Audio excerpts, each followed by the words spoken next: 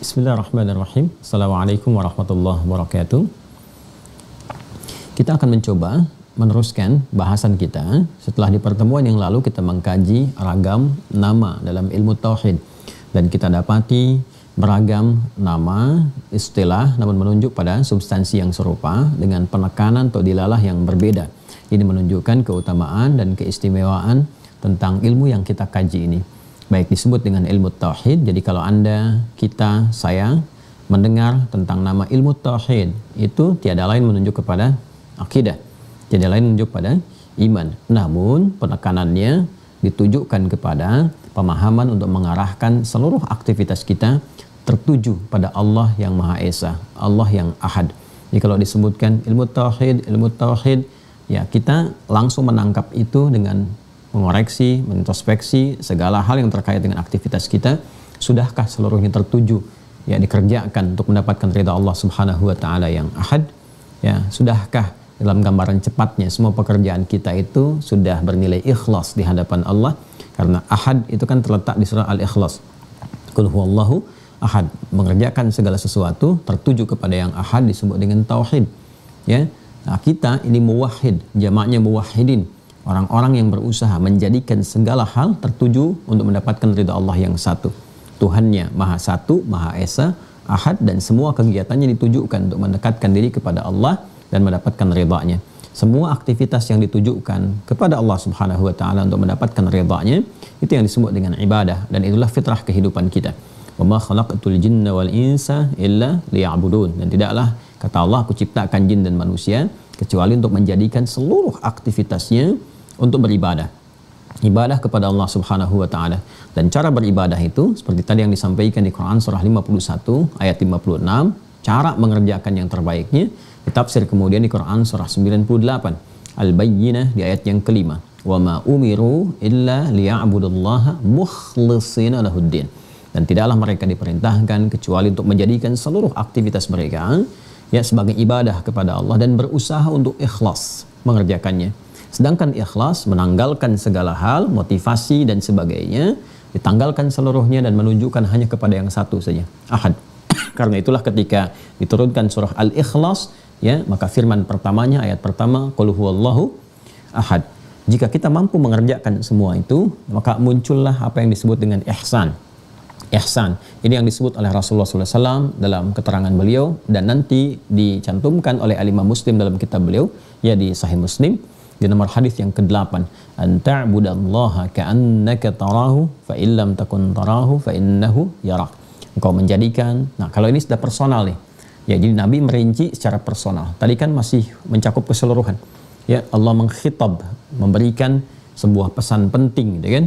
Menyampaikan kepada seluruh hambanya tanpa kecuali, jadikan semua aktivitas sebagai ibadah. Lalu detailnya dijelaskan oleh Nabi secara personal kepada setiap kita, ya, anta'budallaha, engkau jadikan, walaupun ini dicontohkan pada saat itu, ya, pada tamu yang datang, itu malaikat yang menyamar datang ke majlis Nabi, ya, ke tempat Nabi bercengkrama dengan para sahabat, kemudian bertanya, mengonfirmasi beberapa hal yang pernah saya juga sampaikan di pertemuan lalu, baik itu iman, Islam, ihsan, dan amaratus sa'ah atau alamatus sa'ah, kan? Maka anta'budallaha ka'annaka tara, ya, engkau menjadikan seluruh aktivitas ibadahmu itu, seluruh aktivitas pekerjaanmu sebagai ibadah kepada Allah Subhanahu wa taala, ya kan? Ka'annaka tarahu fa illam takun tarahu fa innahu yarak, ya, dan dalam mengerjakan itu engkau selalu merasa diawasi, dilihat, diamati oleh Allah Subhanahu wa taala walaupun engkau belum punya kemampuan untuk menatapnya.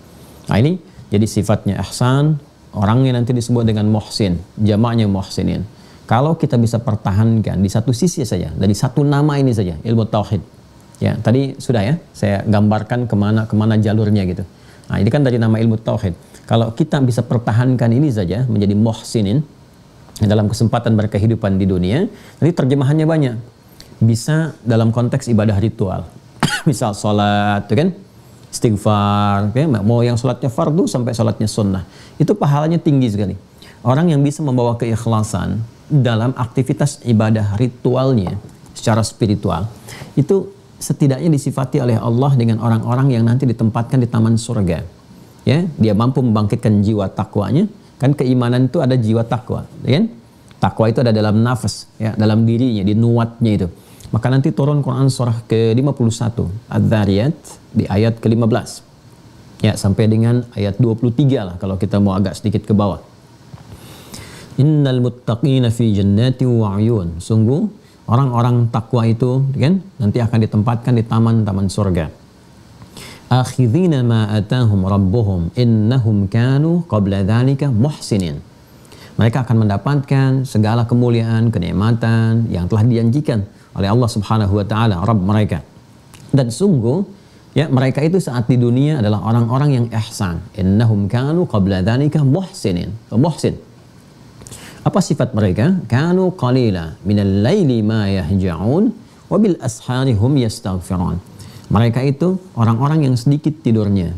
Maka ditafsirkan di sini kalau sedikit tidur kan umumnya malam ya, maka sering bangun malam. Ini salat ritual. Dan menjelang ke subuh itu istighfar. Wabil ashar, ashar itu jamak dari kata sahar, waktu singkat menjelang fajar. Jadi setelah dia tahajud, dia rajin istighfar, itu istighfar tuh melatih kebersihan jiwa. Ya, sehingga nanti buah dari istighfar salah satunya adalah keikhlasan. Orang-orang yang rajin istighfar, astagfirullah, astagfirullah, astagfirullah, astagfirullah. Itu buah dari istighfar itu salah satunya selain menghadirkan kenikmatan untuk berzikir, ya, menghadirkan taubat, salah satunya itu menghadirkan keikhlasan. Jadi menunjukkan segala aktivitas tertuju kepada Allah. Ya, silahkan berlatih. Kita sama-sama berlatih menghadirkan itu. Itu nanti puncaknya orang yang biasa seperti itu disiapkan nanti apresiasi tertinggi ketika Allah berkehendak dengan rahmatnya menjadikan ia mendapatkan surga, ditempatkan di taman surga. Ya, taman surga. Nanti detailnya lagi kalau ditambahkan kita dengan wa fi amwalihim haqqul lis-sa'ili wal mahrum, ya, dan dia juga gemar berbagi lewat harta, didetilkan lagi nanti di Quran surah ketiga Ali Imran ayat 133. Ya, kalau berbaginya bisa dalam keadaan lapang, dalam keadaan sempit, nanti ditambah lagi ya tempatnya seluas langit dan bumi itu. Ya, Masya Allah. Ini sudah janji Allah ya, dan ini kalau perkara gaib iman, bukan akal tempatnya, iman. Ya, karena itu kita belajar tauhid untuk menguatkan iman. Wasari'u ila maghfiratin min rabbikum wa jannatin arduha as-samawati wal ardu uiddat lil muttaqin. Siapa muttaqin di sini, ya kan? Amalannya apa? Ayat 134-nya. Alladzina yunfiquna fis sarra'i wad dharra. Ya kan? Dan ini orang-orang tanda pertamanya dia gemar berbagi, baik dalam keadaan lapang ataupun sempit. Wal kadhiminal ghaidha, sanggup menahan amarah, wal 'afina 'anil nas, gemar memaafkan orang lain, kan? Nah, ini ujungnya mengonfirmasi lagi yang sifat ihsan tadi. Wallahu yuhibbul muhsinin. Ya, dan Allah mencintai orang-orang yang berbuat ihsan. Jadi sama tuh ya keterkaitannya. Nanti kalau kita gabungkan keseluruhannya dengan level yang tingkat tinggi lagi, kan tadi baru bangun malam kan kita nggak tahu nih khusyuk apa nggak bangun malamnya, tapi konsisten dulu. Ya, kalau sudah konsisten kan nanti bisa lebih maksimal tuh. Ya, sudah jadi kebiasaan tuh lebih bisa menikmati. Kemudian istighfar, konsisten dulu aja. Nah, nanti levelnya naik. Dari konsistensi itu melahirkan kehusyuan, kenikmatan. Kalau sudah khusyuk, berbaginya pun jadi konsisten, sampai dampaknya bisa menjaga diri dari hal keburukan, dengan mempertahankan kemuliaan, menjaga waktu sholat. Naik lagi levelnya tuh. Tadi baru digambarkan kan tamannya, seluas langit dan bumi. Nanti tempatnya Firdaus. Makanya ketika masuk ke Firdaus itu, surga yang tertinggi yang sangat luar biasa kenikmatannya, itu imannya sudah menjadi identitas. Jadi mukmin, ya. Surah ke-23 itu Al-Mu'minun. Qad aflahal mu'minun. Ya, sungguh akan bahagia dan sukses orang-orang yang imannya sudah melekat pada dirinya, melekat kuat jadi identitas. Ya, siapa mereka? Alladzina hum fi salatihim khashi'un. Yang mereka itu dalam semua salatnya khusyuk. Itu udah kualitasnya udah naik tuh. Ya, jadi bayangkan dari satu nama saja ini kalau dipelajari dengan benar, manfaatnya dahsyat sekali. Baru satu nama itu. Ya, kalau kita turunkan ilmu tauhid, benar kita belajarnya, ya masuk betul seperti orang dulu mempelajarinya, kan seperti Nabi mengajarkan kepada para sahabat dan sebagainya. Itu dampaknya dahsyat, ke ibadah terasa, kan? Ke pengelolaan harta juga proporsional dan turunan-turunan yang lainnya. Nah, jadi itu yang bisa kita dapatkan dari nama yang pertama. Dan kita juga pelajari tentang ilmu aqidah al-islamiyah, kan? Bagaimana dengan semua itu nilai-nilai keislaman diikat kuat di dalam diri. Akidah itu mengikat dari keimanan kita, keyakinan kita diikatkan kuat dalam diri kita seperti pondasi, ya, dicakarkan ke dalam bumi, digenggamkan sehingga bangunannya bisa utuh dipegang. Nah, ini kalau sudah akidah dan disifati dengan Islami, ya, maka semua pondasi keimanan ini ketika kuat, maka dia akan menggenggam bangunan-bangunan keislaman. Ya, digenggam erat begini supaya tidak goyah, tidak geser dan seterusnya. Artinya apa? Bangunannya kan terdiri dari tiang-tiangnya salat. Syariat itu kan yang kemarin kita pelajari. Ada salat imaduddin. Masih ingat hadis Nabi? As-salatu imaduddin. Faman aqamaha faqad aqamad-din, wa man hadamaha faqad hadamad-din. Salat itu tiangnya agama. Siapa yang menegakkannya telah menegakkan agama. Itu bangunan kan? Kita setelah pondasi kan bangun tiang-tiang, tiang pancang itu. Itu salatnya. Ya. Kemudian apa yang terjadi? Kalau ditegakkan, maka akan siap nih bangunan keislamannya. Ya, kalau dia nggak kerjakan, ya bagaimana bangunannya bisa jadi? Ya, bisa terbangun dengan baik. Ada pondasinya tapi nggak pernah muncul, kan nggak kelihatan. Ya, nggak ada rumahnya, nggak ada bangunan, nggak ada apa-apa, tanah saja biasa. Ya, pondasi kan di dalam, nggak kelihatan tuh. Ya, makanya orang-orang yang munafik mengatakan dia Muslim, ya, dan mengatakan saya beriman, nggak nyampe, nggak kelihatan, tanah saja gitu rata, nggak ada apa-apanya. Nah, ini yang harus diperbaiki. Nah, jadi kalau sudah ada bangunan itu, apa ilustrasi yang terbesarnya? Maksudnya begini, sholatnya, zakatnya, puasanya, haji, umrah, amalan yang sunnah yang lain membentuk satu bangunan yang dipegang kokoh. Jadi kalau pondasinya kuat, ini amalan juga akan kuat. Bangunannya akan kokoh. Karena itu fungsi belajar akidah Islamiyah, ya, puncak tertingginya adalah itu bisa menunjukkan konsistensi untuk bisa mengerjakan pekerjaan-pekerjaan bangunan keislaman itu dengan utuh. Ada ibadah, ada muamalah, ada akhlak. Ya, jadi kalau kita ngelihat rumah bagus itu kan kokoh, ya, kemudian indah tampilannya, enak dipandang. Kemarin saya ilustrasikan saking bagusnya kadang orang ingin foto-foto, ingin melihat dan sebagainya. Itu bangunan itu, Islam itu mengcover 3 bagian yang penting dalam kehidupan. Ada ibadah, ada muamalah, ada akhlak. Dan semua ada fikihnya sendiri. Ya, ada ibadah, ada muamalah, ada akhlak. Oke, saya dulu kecil tuh pernah mengalami pembelajaran tuh masih ada akidah akhlak. Ke puncak tertingginya itu akidah akhlak. Jadi dengan belajar akidah itu, ya, kita ibadahnya kuat. Makanya saat ibadah itu ada latihan tuh dari kecil. Kalau di madrasah ibtidaiyah itu, bahkan di sekolah-sekolah umum itu masih ada dulu pelajaran agama itu masih saya terasa sekali. Ada akidah akhlak, kemudian ada kayak buku evaluasi pembelajaran. Bahkan setiap datang Ramadan itu ada buku table-tablenya di situ, mengerjakan apa. Kalau tarawih siapa yang ngasih kultum, bahkan diberikan paraf supaya kita betul-betul hadir ke masjid, itu masih ada demikian. Ya, saya tidak tahu apakah era-era anak-anak sekarang mendapati itu atau tidak, gitu ya. Dan itu terasa ke dalam diri kita itu perubahannya. Nah, itulah akidah. Kalau sudah kuat menggenggam, maka Islamiyah, keislaman itu akan tampak dalam kehidupan. Dan gak ada rasa malu, rasa takut dan sebagainya. Jadi takutnya itu karena Allah. Malunya itu kalau terdorong berbuat maksiat. Jadi kemuliaan itu hadir. Usuluddin, pokok-pokok agama, din. Jadi kalau sudah pokoknya kuat, bagus, tadi, ya, pondasinya bagus, dasarnya kuat, maka paham dia, mengenal agama dengan bagus. Maka setiap ada yang menyoal tentang agamanya, dia bisa menjelaskan secara terstruktur. Ya, metodologinya bagus, dalil-dalilnya kuat. Usul itu pokok-pokok yang mendalami, ya, kekuatan dalam beragama. Jadi kalau kita belajar ini, agamanya mesti lebih kuat. Jangan sampai kita belajar tauhid, belajar akidah, ya, belajar usuluddin, tapi malah goyah, lemah pondasinya. Nah, itu bukan usuluddin namanya. Karena itu kurang lebih kita sudah 60 nih, 61 atau 62 video dengan ini kita belajar itu. Ya, silahkan dicek, ada nggak perubahan pada diri kita itu? Semakin mengenal Allah tidak? Ya, makanya saya cek kemarin dengan merumuskan beberapa intisari kajian itu yang teman-teman hadirkan. Baru tadi malam saya selesaikan, ya. Mungkin insya Allah sore ini atau malam nanti disampaikan kepada teman-teman.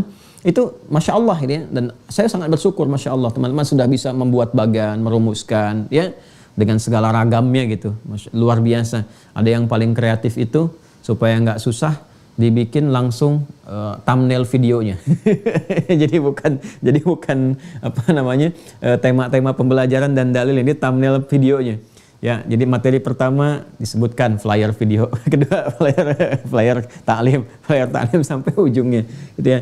Ya, tapi lebih daripada itu saya ingin mengatakan bahwa ini semua ragam yang telah kita bahas ini pada akhirnya menjadikan kita mesti lebih memahami dengan baik tentang agama kita. Jadi kalau ada yang bertanya kenapa sih Anda memilih Islam, kita bisa jelaskan dengan runtut, dengan baik.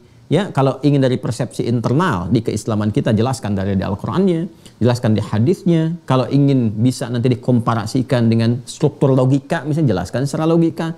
Ini saya pilih Islam karena begini. Dari sisi ketuhanan jelas, dari sisi ibadah jelas, tidak ada persoalan, nggak ada kerumitan. Dari sisi muamalah konsepsinya jelas, mengatur bimbingan dari bangun tidur sampai tidur lagi, bisa kita jelaskan dengan baik. Nah, itulah usuluddin. Jadi ini penting sekali ya, penting karena kekinian ini ini pokok dipahami betul nih. Nanti ada gerakan namanya orientalis dari sejak dulu itu. Nanti ada beberapa buku mungkin yang ingin saya tunjukkan juga. Itu memang riset-riset menunjukkan untuk menggoyahkan keyakinan itu jadi tumpuan yang paling utama, jantungnya di situ. Sebab kalau akidahnya sudah goyang, ya sudah, syariatnya pun terputus. Sudah nggak gemar sholat, sudah nggak gemar puasa, sudah berpikirnya aneh-aneh dan sebagainya. Gitu ya. Nah, itu yang dirugikan banyak nanti. Selain diri sendiri, lingkungan juga akan dirugikan. Saya dulu masih belajar, kita atau mungkin yang semasalah setidaknya dengan saya, atau bahkan di atas saya, masih ingat kan? Kita belajar akidah dulu, akidah, akhlak. Coba lihat tingkat kriminalitas. Bandingkan dengan sekarang. Bisa terlihat. Ya, silahkan kalau ada sensus misalnya riset tentang tindak kriminal, ya per harinya berapa nih indeks kriminal di Indonesia. Saya kalau paling gampang saya lihat aja di berita-berita itu hampir setiap hari 85% itu negatif semua. Ya, baik kasusnya fahsya atau mungkar. Ya, fahsya yang kotor-kotor, yang jorok-jorok, perzinahan, selingkuh, ini itu prostitusi dan sebagainya. Mungkar dari kasus narkoba sampai perampokan, pembunuhan, macam-macam. Itu hampir setiap hari itu menghiasi berita-berita kita. 85% kurang lebih itu. Anda bisa bayangkan, ya dulu orang ada kejadian kecil saja, ada yang meninggal karena kejadian A, itu hebohnya bisa luar biasa. Satu kali, ini sekarang kayak sudah biasa. Ya, dan itu masih ada tuh akidah akhlak itu masih bisa dinikmati itu. Ya, tenggang rasa, toleransi, macam-macam dipraktekkan dengan sangat indah. Nah, ini ada sesuatu, coba dicek lagi. Saya tidak tahu ya, apakah di sekolah SD sekarang anak-anak itu pelajaran agama masih ada apa enggak tuh. Terus muatannya bagaimana tuh? Tereduksi atau memang diajarkan dengan cara yang baik? Kita berbicara dalam spektrum keislaman, ya, dan kita menghormati di tempat-tempat yang ada mungkin sekolahnya nanti ada muridnya yang Kristen, yang Hindu, yang Buddha dan sebagainya. Nah, itu konsepsi dengan kepercayaannya masing-masing. Tapi pertanyaannya adalah di murid-murid yang Islam itu masih ada nggak pelajarannya itu akidah, akidah akhlak. Kemudian nanti ada bukunya juga akidah Islam dan sebagainya. Ya, nah ini persoalan yang penting untuk dikaji. Jangan-jangan bukunya ada, penerbitnya ada, tapi gurunya nggak ada, gitu kan?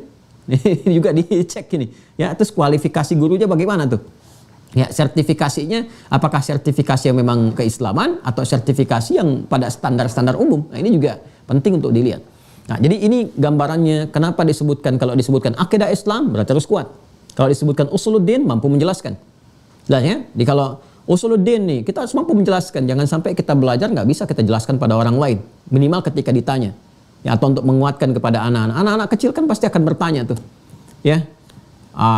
Mengapa sholat? Mengapa menyembah Allah? Allah itu siapa? Dan sebagainya. Nanti di Quran dijelaskan. Ini anak kecil bertanya begini jawabannya. Ya kan? Nah, remaja bertanya begini jawabannya. Orang dewasa bertanya seperti ini cara menjawabnya. Itu ada semua. Makanya kalau kita riset ya Bapak Ibu sekalian. Nanti kalau ngaji satu saat belajar tafsir turunannya. Itu kenapa panggilan ayah ke anak ya. Kan dialognya selalu ayah dengan anak, kan? Ya, jarang dengan ibu, kan? Ibu biasanya doanya langsung kepada Allah untuk anaknya. Ya, seperti Hannah berdoa kepada Allah untuk Maryam. Tapi dialog terjadi nanti antara Yakub dengan Yusuf misalnya, alaihi wassalam, Ibrahim dengan Ismail, alaihi wassalam. Itu selalu dari ayah ke anak tuh bunai, bunai, bunai, bunai. Ya bunayya, ya bunayya, ya bunayya. Luqman dengan anaknya, ya bunayya. Ya bunayya la tusyrik billah. Ya. Kemudian ya bunayya la taqsus ru'yak, la bunayya ya bunay, semuanya bunay. Anak ke ayah itu abati. Ya, jarang kita dengar abi atau buya, selalu abati, abati, abati. Itu ada hikmahnya. Ada maknanya itu. Ya, nanti di satu saat kalau sudah masuk ke bagiannya kita bisa jelaskan dan uraikan. Tapi saya ingin tegaskan bahwa di Islam itu ada metodologi itu untuk menjelaskan, menyampaikan. Secara psikologi ini masih begini, anak usia begini karakternya sudah begini. Itu ada pendalamannya tersendiri. Nah, dibawa ke nama-nama yang kemarin kita perdalam, kemudian kita sudah dapatkan ilmu tauhid, didapatkan usuluddin, akidah Islamiyah, fiqhul akbar, ya pemahaman tertinggi dalam agama. Fikih itu paham, mengerti. Syariat ada fikih. Salat ilmunya disebut fikih, ya kan? Kemudian zakat ilmunya disebut apa? Fikih. Umrah, haji, fikih. Nah, ini akidah pun pemahamannya itu harus lebih tinggi dibandingkan pemahaman-pemahaman terhadap yang bab salat, gitu kan?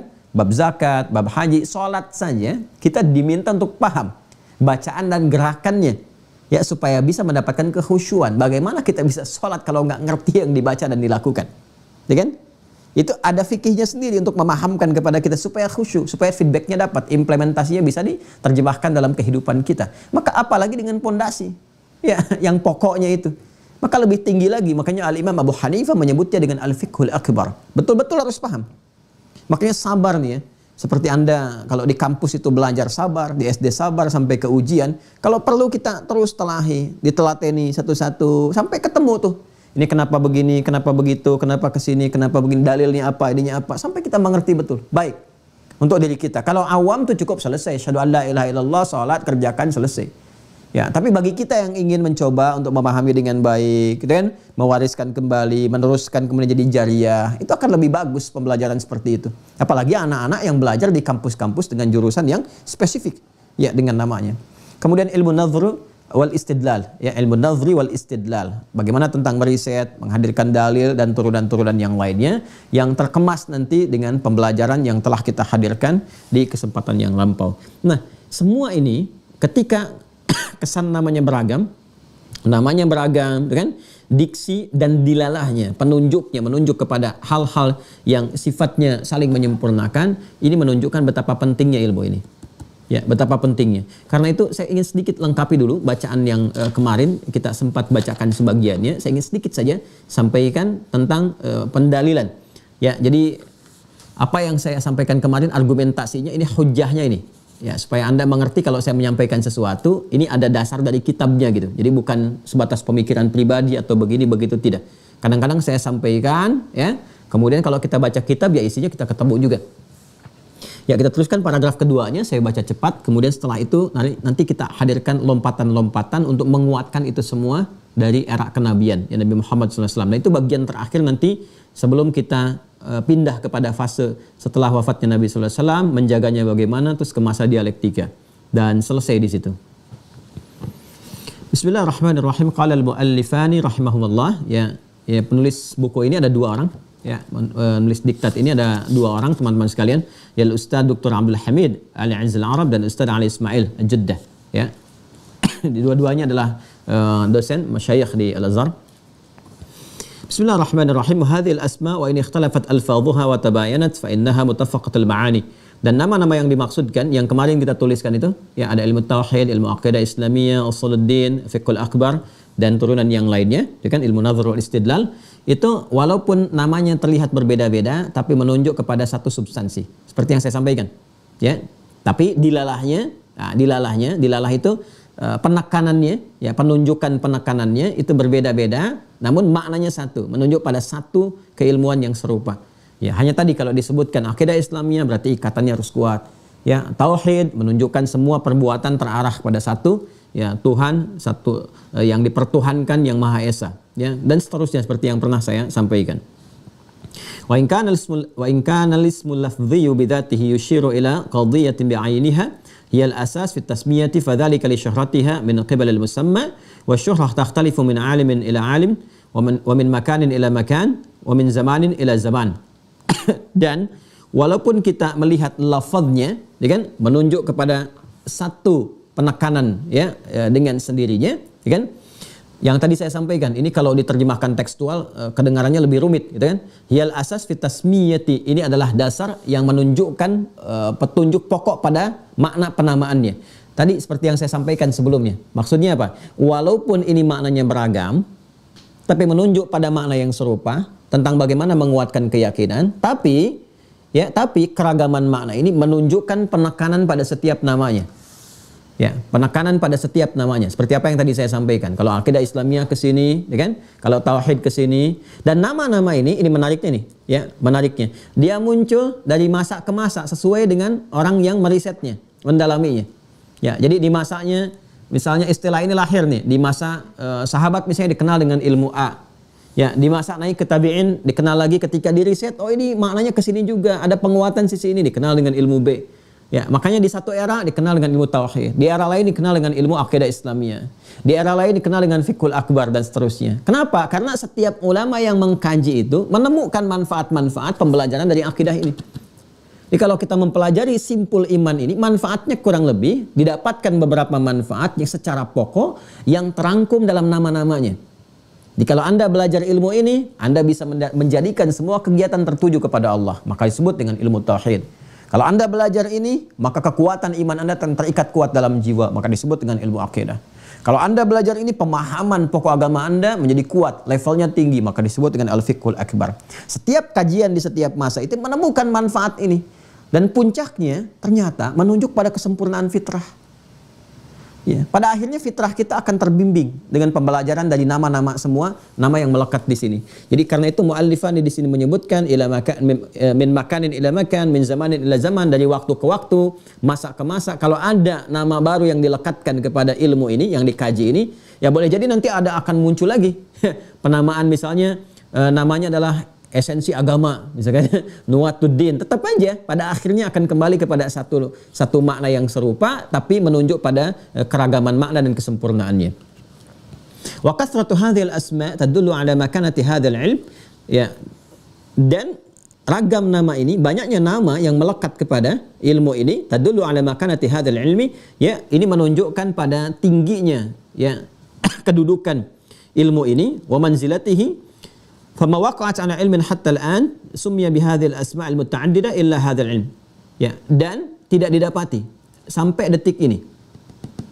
Ya, saya ulang ya, tidak didapati sampai detik ini ragam pengetahuan yang mendapati banyak nama pada pengetahuan itu kecuali disiplin ilmu ini, akidah ini.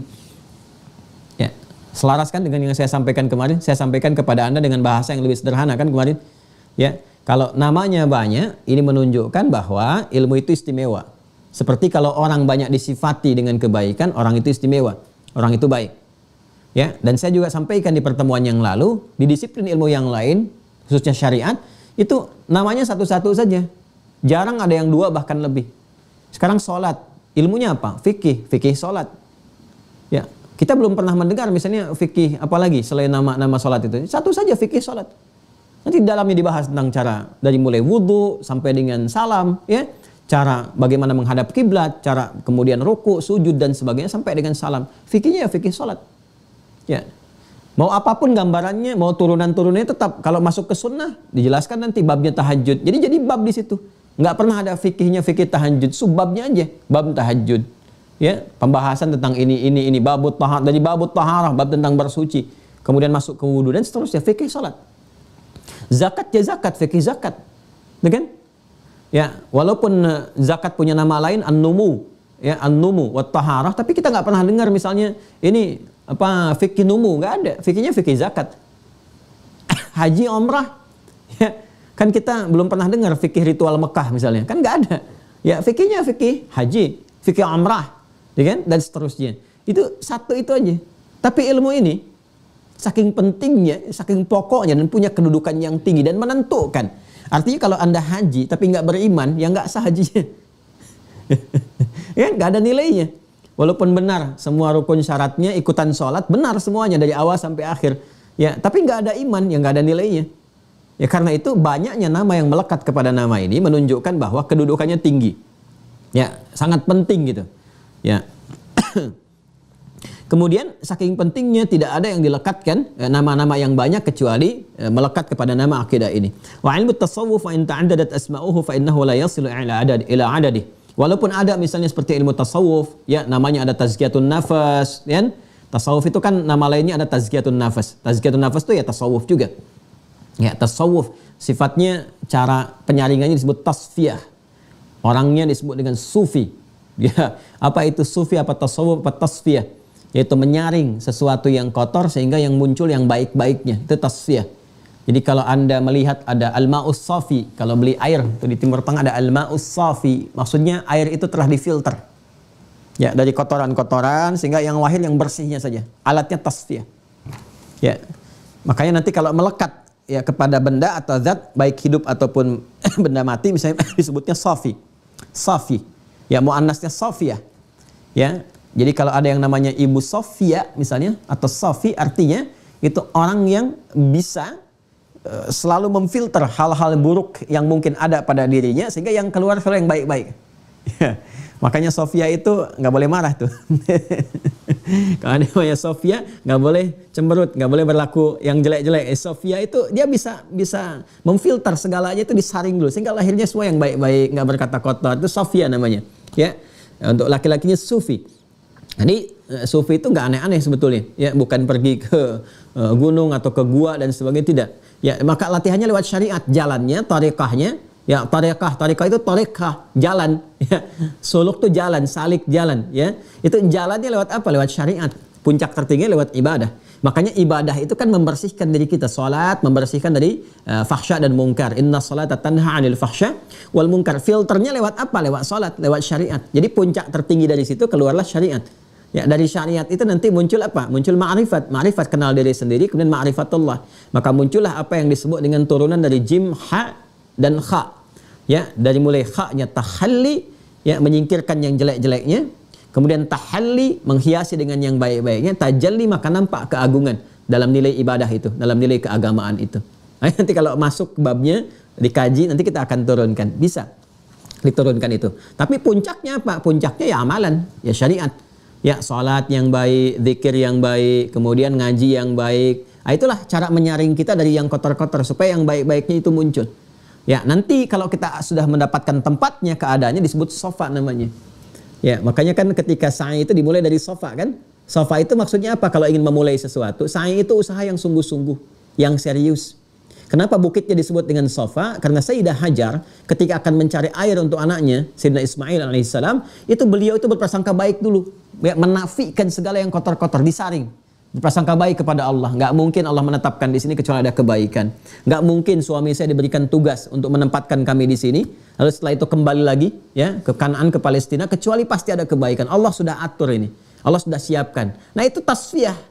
Makanya ketika memulai tempatnya tinggi, sofa. Maksudnya apa? Kalau ingin memulai sesuatu itu jernihkan dulu pikiran kita. Baikan dulu, prasangka baik kepada Allah. Itu sudah setengah dari kesuksesan. Tinggal kita berusaha sebaik mungkin. Kadang-kadang kalau lihat peluang, cepat-cepat bergerak atau berlari kecil. Walaupun sampai ke atas itu, apa yang ingin kita harapkan itu belum tentu terdapat seketika. Mungkin fata morgana. Apa yang kita ingin capai itu marwah namanya. Boleh jadi sampai situ fata morgana, belum ketemu, turun lagi, naik lagi. Tiba-tiba kita putar-putar dapatnya di tempat dekat tetangga kita tuh yang jualan. Ya, sa'i kan begitu. Naik turun sudah 7 kali dapatnya Ismail, ya kan? Yang henta-hentakan kakinya itu. Dapatnya boleh jadi demikian. Mungkin bapaknya berusaha, Anda mengaji sekarang, menghafalkan Quran, hadis, tiba-tiba yang hafid anaknya. Itulah berkahnya itu seperti itu. Kita berdoa sekarang memulai, kita rintis dari sekarang. Mungkin yang dapat cucunya, yang dapat anaknya, itu selalu begitu. Nanti fikih doa pun begitu. Bapak, ibu, Anda, saya, kita merasa sukses sekarang dengan ilmu, dengan harta, dengan kedudukan. Jangan salah. Mungkin saham terbesarnya orang tua kita. Bapak, ibu kita dulu. Yang berpeluh keringat, ibu yang banyak tahajud, banyak berdoa. Saham mereka mungkin 70%, kita 30%. Mereka yang bolak-balik memohon tiap malam, minta, berusaha. Yang memberikan yang halal tuh ke dalam tubuhnya sejak kita dalam kandungan. Itu bekal terbaiknya supaya sukses sekarang. Makanya ketika seseorang itu mencapai kesuksesan dan kematangan secara mental, fisikal, intelektual, dan harta, gitu, bahkan dalam kedudukan, itu doa pertamanya dalam usia 40 tahun itu, ya kan 40 tahun itu matang intelektual, matang emosional, matang spiritual, kan? Usahanya sudah mulai maksimal di situ penentuannya. Itu doa pertamanya di Quran surah ke-46 Al-Ahqaf ayat ke-15. Ya, Santi Mira nih wajib hafal doa ini nih. Ya, langsung aja ke doanya tuh di pertengahan sampai ke ujung ayatnya. Rabbi auzi'ni an ashkura ni'mataka allati an'amta 'alayya wa 'ala walidayya. Ya, wa an a'mala salihan tardah. Wa aslih li fi dzurriyyati sampai ujung ayatnya. Perhatikan kalimatnya. Indah yang ada wasainal insana biwalidayhi itu, pembuka ayatnya. Rabbi auzi'ni, ya Allah mohon bimbing hamba. Ya, an ashkura ni'mataka allati an'amta 'alayya. Untuk mampu mensyukuri semua nikmat yang kau berikan kepada hamba sampai detik ini ya Allah. Ya, wa 'ala walidayya, dan kepada kedua orang tua hamba. Nah, ini pertanyaannya, kenapa orang tua dilekatkan di situ untuk memberikan kesan? Boleh jadi sampai usia sekarang pun Anda merasa sukses, itu jasa orang tua itu begitu tinggi. Itu luar biasa. Nah, ini ya, supaya nggak terlampau jauh pembahasan kita, itu kurang lebih korelasinya demikian. Ya, dikerjakan, boleh jadi yang mendapati itu adalah orang-orang dekat, orang sekitaran kita. Itu sofa namanya. Ya, sofa puncaknya sampai dapat marwahnya itu abadi. Makanya apa yang didapatkan dari usaha kita ini, kalau kita belajar sekarang, merangkum, nulis, nanti kita akan ada manfaat dari menulis itu apa? Ya, legasinya apa? Jadi dari menulis apa? Mungkin catatan itu akan ditemukan oleh anaknya, cucunya. Penasaran digali lagi, jariahnya Anda dapat. Dan itu abadi sifatnya. Makanya Sayyidah Hajar ketika mendapatkan air itu ya untuk minum Ismail, ya, dengan izin Allah malaikat kemudian mengepakkan ya antara sayapnya itu, kemudian keluar air memancar. Apa kata ibunya? Zam, zam, zam, zam, zam. Ibunya tidak mengatakan ijma, ijma, ijma, ijma, ijma, atau tajamma, tajamma, tajamma, tidak. Tapi zam, zam, zam, zam. Zam itu artinya kumpul jangan berhenti, kumpul jangan berhenti, kumpul jangan berhenti. Sampai sekarang nggak pernah berhenti airnya. Jadi kalau kita kerjakan niat karena Allah, ikhlas, tasfiyah, menepikan segala yang nggak penting, tujukan semua karena Allah, merawat anak karena Allah, ya kan? Kemudian belajar karena Allah, bekerja karena Allah, itu legasinya abadi, terkumpul terus terwariskan sampai anak cucu. Itu yang nanti akan dikumpulkan di akhirat bersama-sama semuanya. Di Quran surah 52 ayat 21. Ya, At-Tur ayat 21. Walladzina amanu wattaba'athum dzurriyyatuhum biimanin alhaqna bihim dzurriyyatahum wama alatnahum min amalihim min syai' kullu imri'in bima kasaba rahim. Dan orang tua yang beriman itu diikuti oleh anak-anaknya, semua kompak beriman, diteruskan legasi amal salehnya, kami akan kumpulkan mereka semua di surga. Dan kami nggak akan sia-siakan sedikit pun harapan mereka untuk mewujudkan itu. Jadi kalau Anda, saya, kita sekarang menyiapkan itu, dan diniatkan karena Allah, itu dinilai. Dinilai itu. Tapi kullu mri'in bima kasaba rahin, kata Al-Quran, itu pilihan. Anda mau kerjakan silahkan, tidak, resiko masing-masing. Itu ya. Nah, jadi kalaupun ilmu tazkiyatun nafas, tadi kan tasawuf itu sama dengan tazkiyatun nafas itu. Ya, intinya sama dengan itu. Walaupun namanya ada beberapa penyebutannya, menunjukkan itu juga penting, jadi tazkiyah nafas itu penting, tapi akidah lebih penting. Karena itu namanya lebih beragam, lebih banyak dibandingkan dengan nama yang melekat pada ilmu tazkiyatun nafas atau tasawuf atau turunannya. Wa qad dzakara al-ulama'u ta'rifatan 'adidatan wa qad dzakara al-ulama'u ta'rifat 'adidah 'ala مر العصور لهذا العلم وكان أقدم تعريف وصل إلينا ما ذكره أحد الأئمة المجتهدين في القرن الثاني الهجري هو الإمام أبو حنيفة النعمان بن ثابت توفي 150 هجرية مؤسس المذهب الفقهي المعروف. Ya, di antara nama yang populer dari yang banyak itu adalah nama yang dihadirkan atau ditampilkan oleh Imam Abu Hanifah An-Nu'man yang wafat tahun 150 Hijrah. Ya, berarti abad kedua Hijrah nih. Masanya itu sangat dekat ke sahabat, berarti tabi'in beliau. Ya, dan termasuk umat terbaik. Ini termasuk salaf, umat-umat terbaik di kalangan-kalangan masa lampau. Ya, kurang lebih di masa kedua Hijrah. Jadi masa kedua Hijrah itu masih terjaga tuh. Ya, terjaga referensinya lebih dekat ke masa era-era sahabat ke Nabi sallallahu alaihi wasallam, ya. Jadi dari masa sahabat ke tabi'in, biasanya era awal ke abad kedua Hijrah itu sudah masuk golongan tabi'in. Tabi'in. Setelahnya itu tabi'in. Nah, itu orang pertama kali memberikan penamaan kepada ilmu ini ya untuk membedakan dengan ilmu-ilmu syariat yang lain, itu diantaranya Imam Abu Hanifah yang wafat tahun 150 Hijrah. Jadi begitu Abu Hanifah meninggal, wafat An-Nu'man, ya beliau meninggal dunia, Imam Syafi'i lahir di tahun yang sama, 150 Hijrah. Ya, 150 Hijrah. Ditengahi nanti oleh Imam Malik. Imam Malik lahir di Madinah, lahir, tumbuh, berkembang, wafat di Madinah. Itu Imam Malik bin Anas. Ya, Imam Syafi'i lahirnya di Gaza, sekarang Gaza, Palestina. Nanti tumbuh berkembang di Mekah, mendalami bahasa Arab, terus nanti berkelana ke Madinah, belajar ke Imam Malik, terus sampai nanti sempat ke Irak, kemudian berakhir di Mesir. Imam Syafi'i, muridnya Imam Ahmad bin Hanbal, lahir sekitaran tahun 163-164 Hijrah. Ya, kurang lebih 14 tahun lah setelah Imam Syafi'i, lahir Imam Ahmad bin Hanbal. Dan itu nanti menarik tuh, antara pendidikan Imam Syafi'i dan Imam Ahmad itu ada kemiripan. Sama-sama ibunya single parent. Ya, sama-sama single parent. Itu menarik. Ya, nanti lain waktu lah pas masuk bab yang lain ya, supaya kita nggak terlalu melebar gitu pembahasannya. Jadi Imam Abu Hanifah, ya beliau mengatakan, yaqulul imamu fi fiqhil absat. Ya, Al-Imam Abu Hanifah mengatakan, menyampaikan, i'lam anna al-fiqha fid din afdal min al-fiqh fil ahkam. Ya, ketahuilah bahwa memahami fid din dalam pokok agama afdalu min al-fiqh fil ahkam. Itu lebih utama. Ya, lebih utama, lebih penting dalam memahami fikih-fikih dalam hukum-hukum terapan. Ya, maksudnya hukum-hukum syariat, fikih salat, fikih puasa, fikih zakat dan sebagainya. Ya, bukan berarti ini nggak penting, penting juga. Pokok salat, nggak paham bahaya. Salat subuh nggak paham berapa rakaatnya, bisa 4, nah, bisa fatal, keliru. Tapi agama untuk urusan ad-din itu lebih pokok. Ya, akidah lebih pokok. Ya, karena itu apa yang terjadi? Yang terjadi adalah beliau menjadikan penamaan ini untuk fikih akidah ini ya terkait dengan tauhid, menjadikan di atas semua ini yang paling besar, yang paling agung. Maka beliau namai fikih ini dengan fikul akbar. Itu orang pertama yang menamai dengan fikul akbar Al-Imam Abu Hanifah. Seperti saya sampaikan kemarin, ya. Dari mana taunya? Teruskan. Fil ahkami wal fiqhu ma'rifatun nafsi ma laha wa ma 'alaiha. Ya, wa ma yata'allaqu minha bil i'tiqadat huwal fiqhul akbar. Ketemu nih.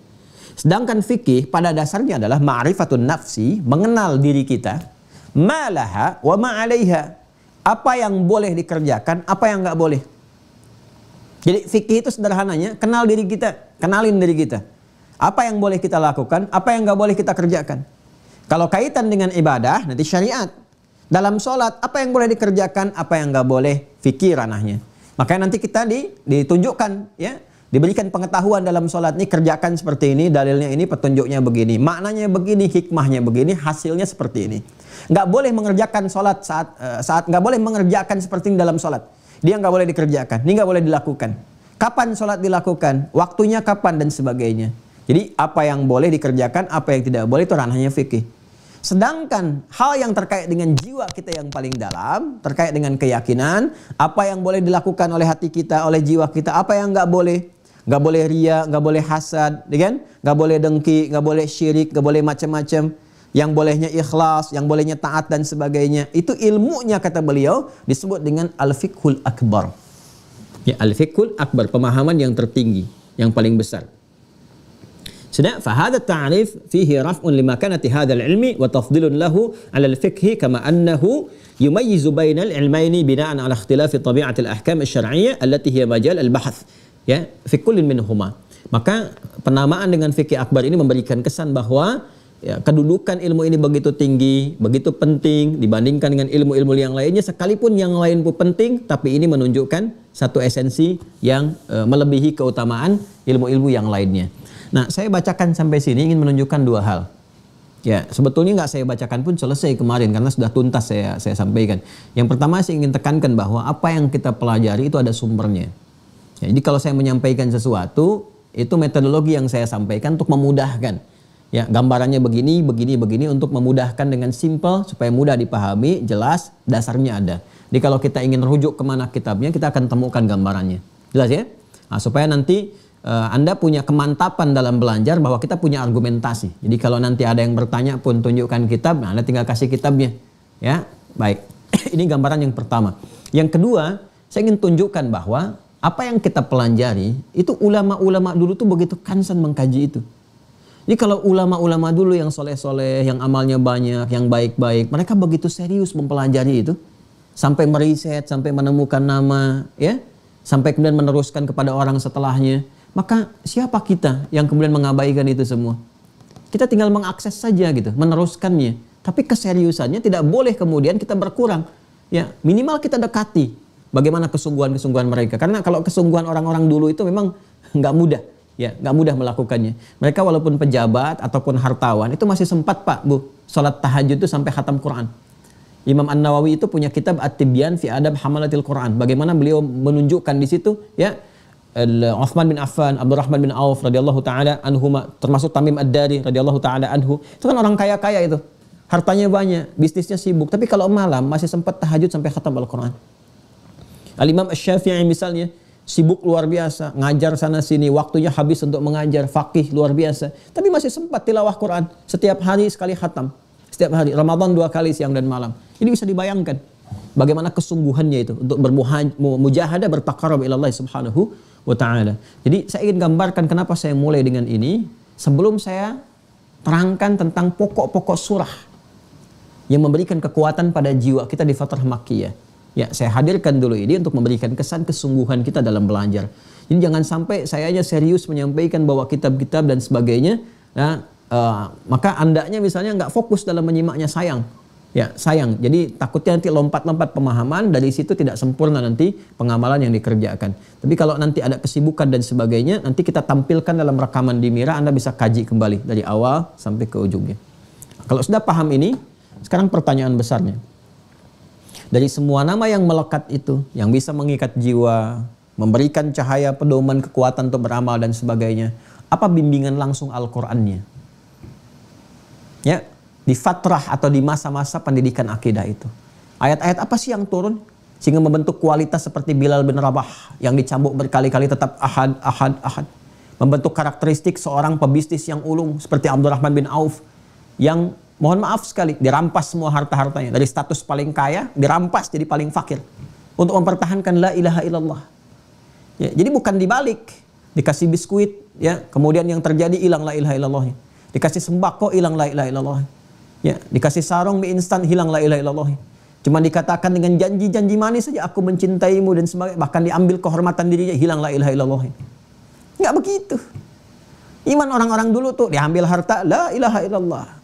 Diambil kekuatan fisik, la ilaha illallah. Bahkan ada yang diancam dengan kehilangan nyawa, la ilaha illallah. Itu gimana bisa menghasilkan kualitas seperti itu? Dan dahsyatnya bermanfaat bagi lingkungan.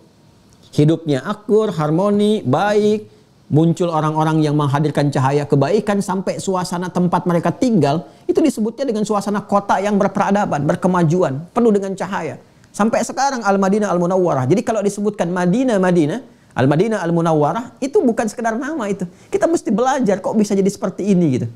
Sampai sekarang kalau masuk Madinah tuh enak, tenang, nyaman gitu kan. Ya, ramah-ramah dan sebagainya. Itu ada jejaknya itu.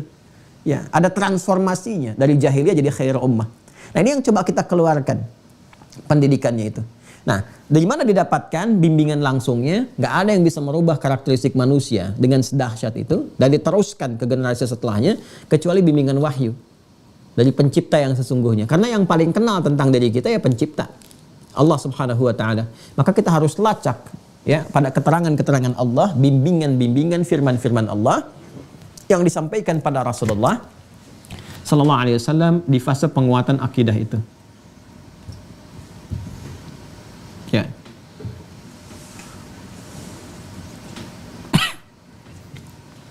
Wahyu diturunkan oleh Allah Subhanahu Wa Taala, kan? Oleh malaikat Jibril, umumnya seperti ini, alaihi salam, kepada Rasulullah Muhammad Sallallahu Alaihi Wasallam, kan? Dan bentuknya apa? Bentuknya Al-Quran. Firman Allah berupa Al-Quran. Ya, diturunkan di bulan Ramadan. Di Quran surah ke-2 Al-Baqarah ayat 185. Syahrul Ramadan alladzi unzila fihi al-Quran. Di bulan Ramadan itu diturunkan Al-Quran. Ini insya Allah sudah detail, sudah hatam kita selesaikan di simpul kitab itu. Saya jelaskan apa yang disebut dengan Al-Quran, disebut dengan kitab, ya, nama-namanya dan sebagainya sudah saya terangkan dengan jelas. Jadi ini hanya menguatkan saja. Kan? Kenapa saya turunkan ayat yang ini, ya kan? Sedangkan juga banyak ayat yang lainnya. Karena nanti dalam terusan ayatnya Allah menjelaskan hudal linnas. Hudal linnas. Di dalam Al-Quran ini isinya pedoman berkehidupan bagi semua manusia. Ya, linnas. Untuk manusia. Pedoman berkehidupan untuk semua manusia. Disebut manusia, masih ingat awal pertama kali kita belajar. Kenapa kita mesti beragama, itu kan? Esensi beragama itu. Disebut manusia karena punya 3 bagian anatominya. Itu kan? Fisik, rohnya, akal. Karena itu di dalam Al-Quran ada pedoman-pedoman menuntun bagaimana kebutuhan fisik kita terpenuhi. Apa kebutuhannya, apa nutrisinya, apa yang harus dikerjakan, apa yang harus dihindari. Kebutuhan fisik. Detailnya nanti diterangkan oleh Rasulullah SAW lewat hadis. Deskripsinya diterangkan lewat hadis. Dipraktekkan oleh Nabi, diberikan contoh kepada kita, diikuti oleh kita. Jejak Nabi yang mempraktekkan ini, firman Allah, diterangkan oleh beliau, dipraktekkan oleh beliau, dan kita mengikutinya disebut sunnah namanya. Ya. Makanya tentang makan aja ada sunnahnya. Bangun tidur secara fisikal aja ada sunnahnya. Bagaimana cara bangun, cara berpakaian, cara makan, cara berjalan, ya, cara bertutur, fisikal. Akal juga demikian. Ini. Ya. Ayat-ayat turun untuk menstimulus akal supaya berfungsi dengan kuat, nalarnya kuat, sehat, logikanya tajam dan sebagainya. Maka muncul bimbingan, ini konsepsinya tafakkur. Apa artinya tafakkur? Ada lagi definisinya. Ini tadabbur, apa artinya tadabbur? Ada lagi definisinya. Ini tadakkur, tafakkur, tadabbur, tanadzur, ya tanadzur, kemudian tadakkur, ada semua. Bimbingan tentang riset, merenungkan, berkontemplasi, ya, bagaimana kemudian merencanakan sesuatu dengan serius. Risetnya bagaimana melakukan hipotesa dan ada sebenarnya di Quran tuh. Bahkan riset yang terkait di langit, di bumi, ya, terkait dengan aspek benda-benda langit misalnya, nanti ada astronomi. Kemudian di bumi ada daratan, ada lautan, sampai hewan-hewan. Afala yanzuruna ilal ibili kaifa khuliqat, diberikan contoh, sampai ke tumbuhan-tumbuhan, sampai cuaca itu ada, sampai kulit, pigmen kulit ada. Ya, kalau kita ke surah Ar-Rum itu di ayat 22 kan? Ya, wa min ayatihi, dan di antara tanda-tanda kebesaran Allah Subhanahu wa taala, apa di antaranya? Ikhtilafu alsinatikum wa alwanikum, ya, ragam bahasa kalian yang berbeda-beda itu. Pengaruh lingkungan kepada lisan itu bisa diriset, menghasilkan bahasa. Setiap negara bahasanya bisa beda. Bahkan menariknya, satu negara bisa beda-beda. Di Indonesia ini ada berapa bahasa dialeknya, bahasa daerahnya? Itu bisa diriset. Ya, itu kemana tuh? Dari mana sumber suaranya? Dari tubuh kita, diteliti itu. Makanya di bahasa Arab itu ada makharijul huruf, berdasarkan tarikan nafas itu ada tempat hurufnya. Itu kalau bisa mampu belajar itu, dipakai bahasa apapun bisa mudah. Karena risetnya, ya, kalau bahasa Indonesia di mana umumnya nih? Mana yang paling optimal? Ya, mana yang paling dominan di antara bagian makharijul huruf itu? Oh, keluarnya banyaknya dari sini. Dipelajari, keluar cepat itu. Kalau Cina bagaimana? Inggris bagaimana? Arab bagaimana? Itu kalau kita mampu mengetahui makharijul huruf, sifat huruf, itu mudah kemudian untuk diteruskan. Ini riset. Pigmen kulit wa alwanikum. Kesesuaian dengan cuaca, dari sini muncul riset tentang cuaca. Semua ada ini. Asalnya dari sini. Dan puncaknya ini roh. Ya, kebutuhan roh ada di sini semua di Quran. Apa yang dibutuhkan, ya, apa untuk menguatkan roh bagaimana, ya, nutrisinya seperti apa. Nah, nutrisi ini yang kita jelaskan dari awal itu, nutrisinya kalau ini secara fisikal, ya kan, makanan-makanan fisik, ya, nutrisinya karbohidrat, protein, macam-macam dan sebagainya untuk menghidupkannya, termasuk olahraga. Kalau ini nutrisinya ilmu, pengetahuan, ini nutrisinya ad-din, agama. Makanya fitrah manusia itu beragama. Ini yang saya sampaikan di awal kan, masih ingat ya? Ya kan? Nah, kenapa kita memilih Islam sebagai ad-din? Nanti ada penjelasannya lagi, silahkan rujuk ke video awal. Ya, Islam yang paling jelas menerangkan konsep beragama, dari sisi ketuhanannya jelas, tidak rumit, gak susah memahami, gak banyak polemik dan seterusnya. Dari sisi ibadah jelas, diterangkan dari awal sampai akhir, termasuk maknanya, hikmahnya, dampaknya, feedbacknya. Ya, sampai ke muamalah, jelas tuntunan dari bangun tidur sampai tidur lagi, petunjuk jelas. Dan semua informasi tersambung, ya, kepada satu sosok utamanya, Nabi Muhammad SAW. Dan dari Nabi Muhammad langsung sanadnya ke Allah Subhanahu wa taala, sumbernya. Di mana ada tuntunan kepada kita mengajarkan yang semua ajarannya tersambung kepada satu sosok yang sama. Ya, kepada Rasulnya, dan langsung mendapatkan petunjuknya langsung dari Rabbnya. Oke, kalau kita kerjakan terpenuhi semua aspeknya. Nah, pokok dari sini ad-dinnya itulah akidah. Asasnya. Ya, pokoknya. Ah, jadi kalau ada misi kerasulan datang mengajarkan pertama kali tentang tuntunan ad-din dalam berkehidupan yang mencakup kebutuhan ini semua, ya, maka logika kan mengatakan pasti diberikan yang pokok dulu kan? Ya, di mana-mana kalau ingin memberikan sesuatu pasti yang pokok, setelah itu baru yang cabang, ya kan? Ya, makanya sholat yang pokok dulu dalam ibadah kan, harta yang pokok dulu, zakat, baru cabangnya kan, yang lain-lainnya. Ya, kita kalau akan belajar juga diterangkan yang pokok-pokoknya dulu kan, dari SD, ya kan, ke SMP dan seterusnya, baru dicabangkan di perkuliahan dan seterusnya, detailnya disampaikan, prakteknya, ya kan? Baru dapat ijazah, kebolehan untuk mengamalkan apa yang telah dipelajari itu. Ya, ini pun disampaikan yang pokoknya dulu. Maka bimbingan-bimbingan pertama Nabi Muhammad SAW menyampaikan risalah tentang ad-din itu mengajarkan yang pokok-pokok. Karena pokok ad-din itu terkait dengan akidah. Karena itu masa awal kerasulan, awal dakwah, itu pun yang akan disampaikan adalah penguatan tentang pokok-pokok agama. Ini akidah dulu. Ya, fitrahnya seperti itu.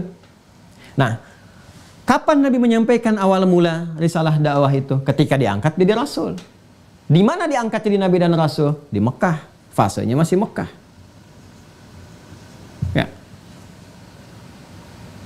Pelan-pelan. Jadi kalau kita ingin menggali semua tuntunan-tuntunan terkait pokok ini, maka kita harus merujuk kepada fase-fase awal dakwah yang berlangsung di Mekah. Ya kan? Mengaitkan sesuatu dengan tempat ataupun keadaan dan menunjuk kepada sifat-sifat atau ajarannya, maka tambahkan nisbah. Nisbah untuk menisbatkan sesuatu kepada sesuatu yang lain, kepada tempat atau kepada ajaran tertentu. Tambahkan huruf ya. Ya, ya kan? Kalau ada tak marbutah di ujungnya maka sebelum taknya. Kalau nggak ada tak marbutoh maka langsung di ujungnya. Ya, Indonesia negaranya dinisbatkan kepada Indonesia. Orang Indonesia mengikuti hukumnya, taat pada ketentuannya. Andunisi. Amerika itu negaranya. Amriki orang Amerika. Dasnya Malaysia negaranya. Malaysia orang Malaysia. Bukhara itu kabupatennya. Ya, Imam Al-Bukhari itu dari Kabupaten Bukhara. Kan namanya Muhammad bin Ismail bin Ibrahim bin Al-Mughirah bin Al-Bardizbah. Di kecamatannya Ju'fah, kabupatennya Bukhara, provinsinya Khorasan, negaranya sekarang Uzbekistan. Ya, makanya Al-Bukhari. Nah, ini sudah ada Makkah nih, Makkah. Ya, sudah ada tak karena ada tak marbutoh di ujungnya, tinggal tambahkan ya nisbah di sini. Sebelum tak ada ya di sini. Ya, maka disebutlah dengan Makkiyah, Makkiyah. Ya, segala yang terkait dengan Makkah, aspek awal dakwah. Nah, maka yang perlu kita kaji adalah apa yang Allah turunkan nih kepada Nabi Muhammad di fase Makkah ini. Ya kan? Karena terkait dengan Al-Quran, pasti semuanya Al-Quran. Kan wahyu itu Al-Quran turunnya. Al-Quran. Yang langsung dari Allah, ya, lafadznya, maknanya, melalui malaikat, itu Al-Quran. Kalau diilhamkan maknanya, dijelaskan. Ya, pengertian-pengertiannya, tapi maknanya dari Allah diberikan, bimbingannya berupa wahyu, lafadznya Nabi terangkan, detailnya. Ya, dari bahasa beliau, itu hadis namanya. Ya, semuanya mengacu kepada tuntunan wahyu. Wa ma yantiqu 'anil hawa in huwa illa wahyu yuha, di surah An-Najm itu. Nah, maka yang harus kita keluarkan adalah surah-surah apa nih? Ayat-ayat apa yang turun ya dari Al-Quran ini di fase Makkiyah. Yang dengan itu kita bisa mengetahui, oh ini rupanya ajaran pokok di akidah ini. Yang melahirkan kualitas keyakinan seperti Bilal bin Rabah, Abdurrahman bin Auf, sahabat-sahabat mulia yang lainnya. Ya, Hamzah bin Abdul Muttalib, ya radhiyallahu taala anhum jami'an, yang hebat-hebat itu. Ammar bin Yasir, ibunya yang bahkan saat mengandung dieksekusi, tembus pedangnya sampai ke janinnya dan sebagainya, hanya mempertahankan la ilaha illallah. Ya kan? La ilaha illallah. Ini. Nah, ini yang harus kita keluarkan. Nah, kemudian diriset oleh para ulama, dilihat berdasarkan keterangan-keterangan yang sampai ya dari ayat-ayat, surat-surat yang disampaikan terus. Wah, kita itu lengkap sekali, Masya Allah. Ya, saat Nabi di Mekah, apa saja ayat-ayat yang turun, surah apa saja. Bisa dilacak, diketahui, dan itu valid. Valid. Ya, silahkan Anda gali ya. Anda bandingkan, ini untuk menguatkan keyakinan kita saja di Islam ya. Anda silahkan komparasikan. Cari di kitab-kitab yang disucikan, di keyakinan-keyakinan tertentu. Bisa dicek nggak? Kapan kitab itu ada? Kapan dibuatnya? Siapa yang buat? Siapa yang nulis? Benar-benar wahyu atau bukan? Kalau kita jelas, kalau keterangan catatan itu bukan wahyu. Ya, keterangan atas kitab, catatan itu tafsir nanti. Ada terjemah, ada tafsir. Dan itu cara berinteraksinya nggak seperti Qur'annya. Kalau Qur'annya mutlak, ya kebenarannya. Ya tafsir penjelasan berdasarkan keterangan-keterangan nanti yang didapatkan. Itu pun di kualifikasinya dicek kembali. Ya kalau keterangannya benar, digali lagi. Ada ilmunya lagi nanti, ilmu tafsir. Cek dulu benar nggak penafsirannya. Ya, kalau sesuai dengan dalilnya, terima, sahih. Kalau enggak, tinggalkan, jauhi. Jadi kita sampai ke situ tuh. Ini bisa dilacak. Nanti setelah Nabi kemudian hijrah ke Yathrib, ke sini arahnya, kan? Hijrah ke Yathrib yang kelak jadi Al-Madinah, Al-Munawwarah, kan? Pindah ke sini, sudah fasenya sudah berbeda, keadaannya tidak sama dengan yang di sini, maka turun juga kan? Ayat-ayat itu sampai nabinya wafat kan, sampai berakhir nanti baru selesai. Turun di sini. Nah, nanti fase yang di sini disebut dengan Madaniyah namanya. Ya, setelah Nabi hijrah disebut dengan Madaniyah. Nah, sekarang yang pokok yang kita pelajari yang ini.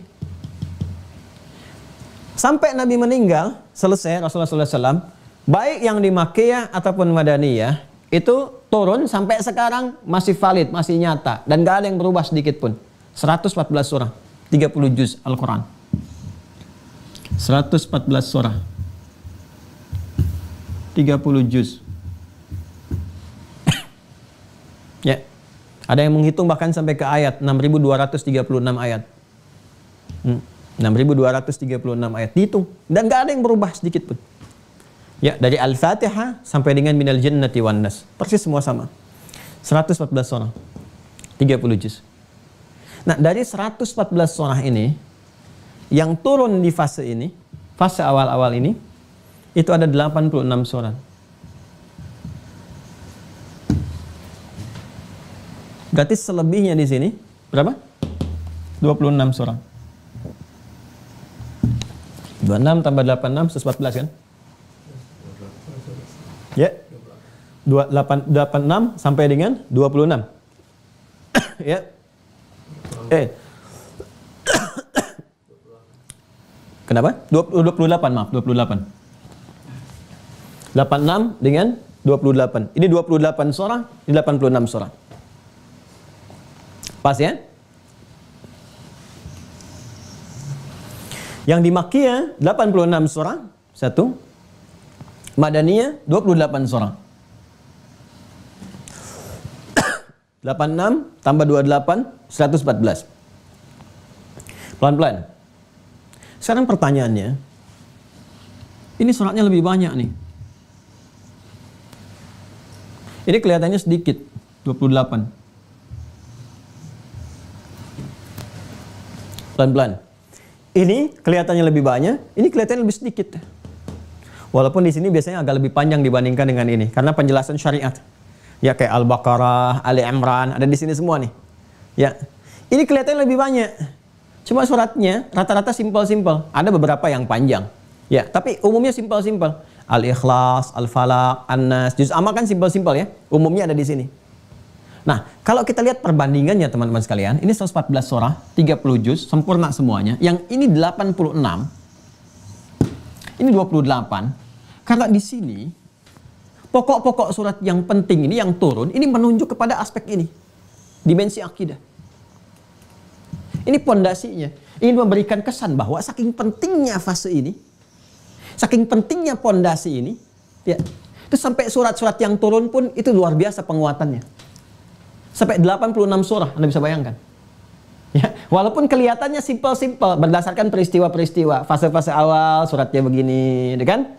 Nanti turunnya kadang sekian ayat dulu dan sebagainya. Ya.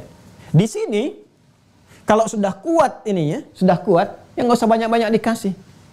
Ya, satu surah kerjakan sami'na wa ata'na. 2 surah turun sami'na wa ata'na. Surah-surah turun sami'na wa ata'na. Detail di sini. Ya, karena itu saya ingin katakan bahwa ini yang coba kita turunkan nih. Ada surah apa saja di sini? 86 surah ini. Berdasarkan urutan-urutannya saat diturunkan. Nanti saat semuanya telah selesai, kurang lebih selama 23 tahun menyatu menjadi satu. Inilah sesuatu yang sangat indah. Muncul lagi kemukjizatan yang sangat luar biasa pada Al-Qur'an. Maka diurutkan berdasarkan petunjuk ya dari Allah Subhanahu wa taala lewat malaikat Jibril dengan tauqif itu yang saat saya jawab pertanyaan dari salah satu jamaah itu ya. Maka urutan yang diturunkan ini dari fase Mekah, kemudian fase Madinah, setelah selesai tuntas semuanya turun, maka diminta oleh malaikat kepada Rasulullah SAW urutkan ya kesemuanya itu dari mulai Al-Fatihah sampai dengan An-Nas. Dan urutan inilah yang sampai kepada kita sekarang dan menjaga keutuhan Al-Quran. Validitasnya, keutuhannya, dan Masya Allah ternyata dengan urutan ini yang tadinya turun berdasarkan kebutuhan, ya, ada peristiwa ini turun ini, ada peristiwa ini turun ini, ya, sebabnya ini turun ini, sebab jamannya asbab, turun disebut nuzul, maka muncul asbabun nuzul, ya, karena ada kejadian begini turun surah, ada kejadian begini turun ayat. Yang paling menarik ketika disusun ayatnya dari Al-Fatihah sampai dengan An-Nas, maka ini jadi pedoman utuh bagi semua manusia. Yang tadinya turun satu karena kasus ini, nggak ada kasus pun bimbingan turun, gitu kan? Ya, berdasarkan nuzulnya. Jadi begitu disatukan semuanya, disusun seperti ini, maka urutan itu sempurna untuk semua makhluk di setiap masa. Ini dahsyatnya Al-Quran.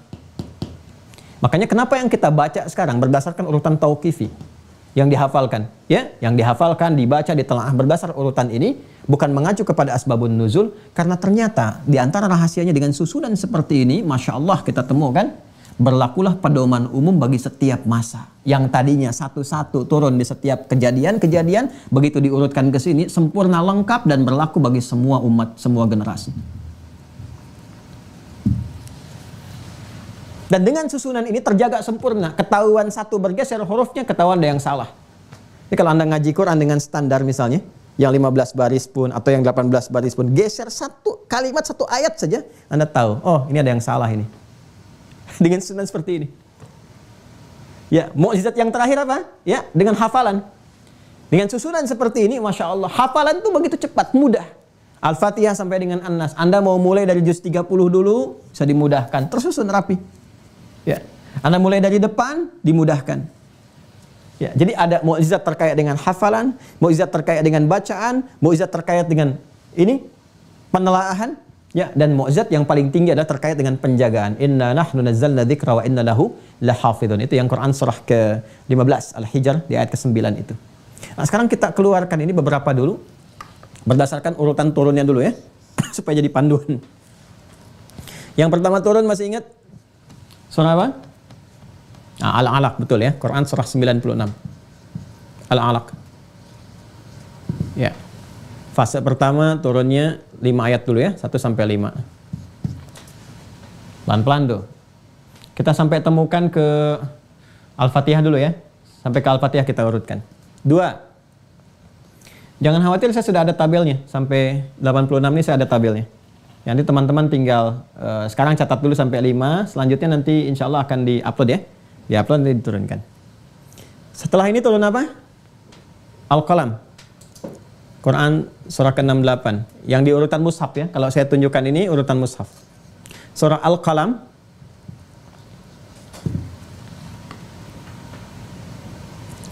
Yang ketiga turun surah apa?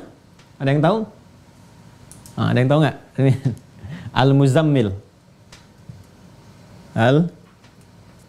Al-Muzammil. Surah 73 dalam urutan mushaf. Yang keempat, Al-Mudaththir. Ya, Quran surah ke-74 di urutan mushaf, Quran surah Al-Mudaththir. Dan yang kelima, urutan yang pertama dalam mushaf, Al-Fatihah.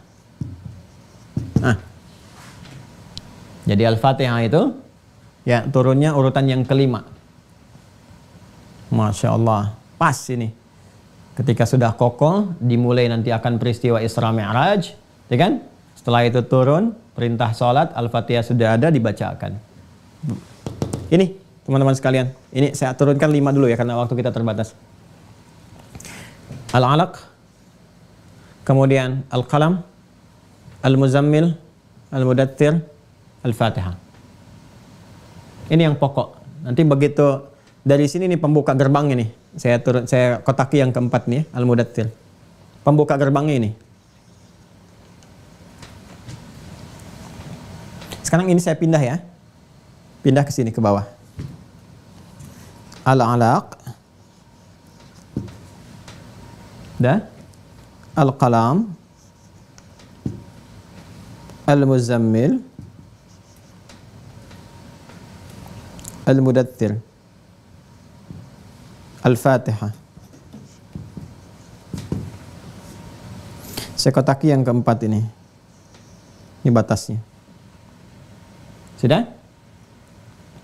Yang 3 saya berikan begini. Awas, ini penting sekali ya. Tolong fokus baik-baik. Yang 3 saya berikan tanda begini. Udah ya?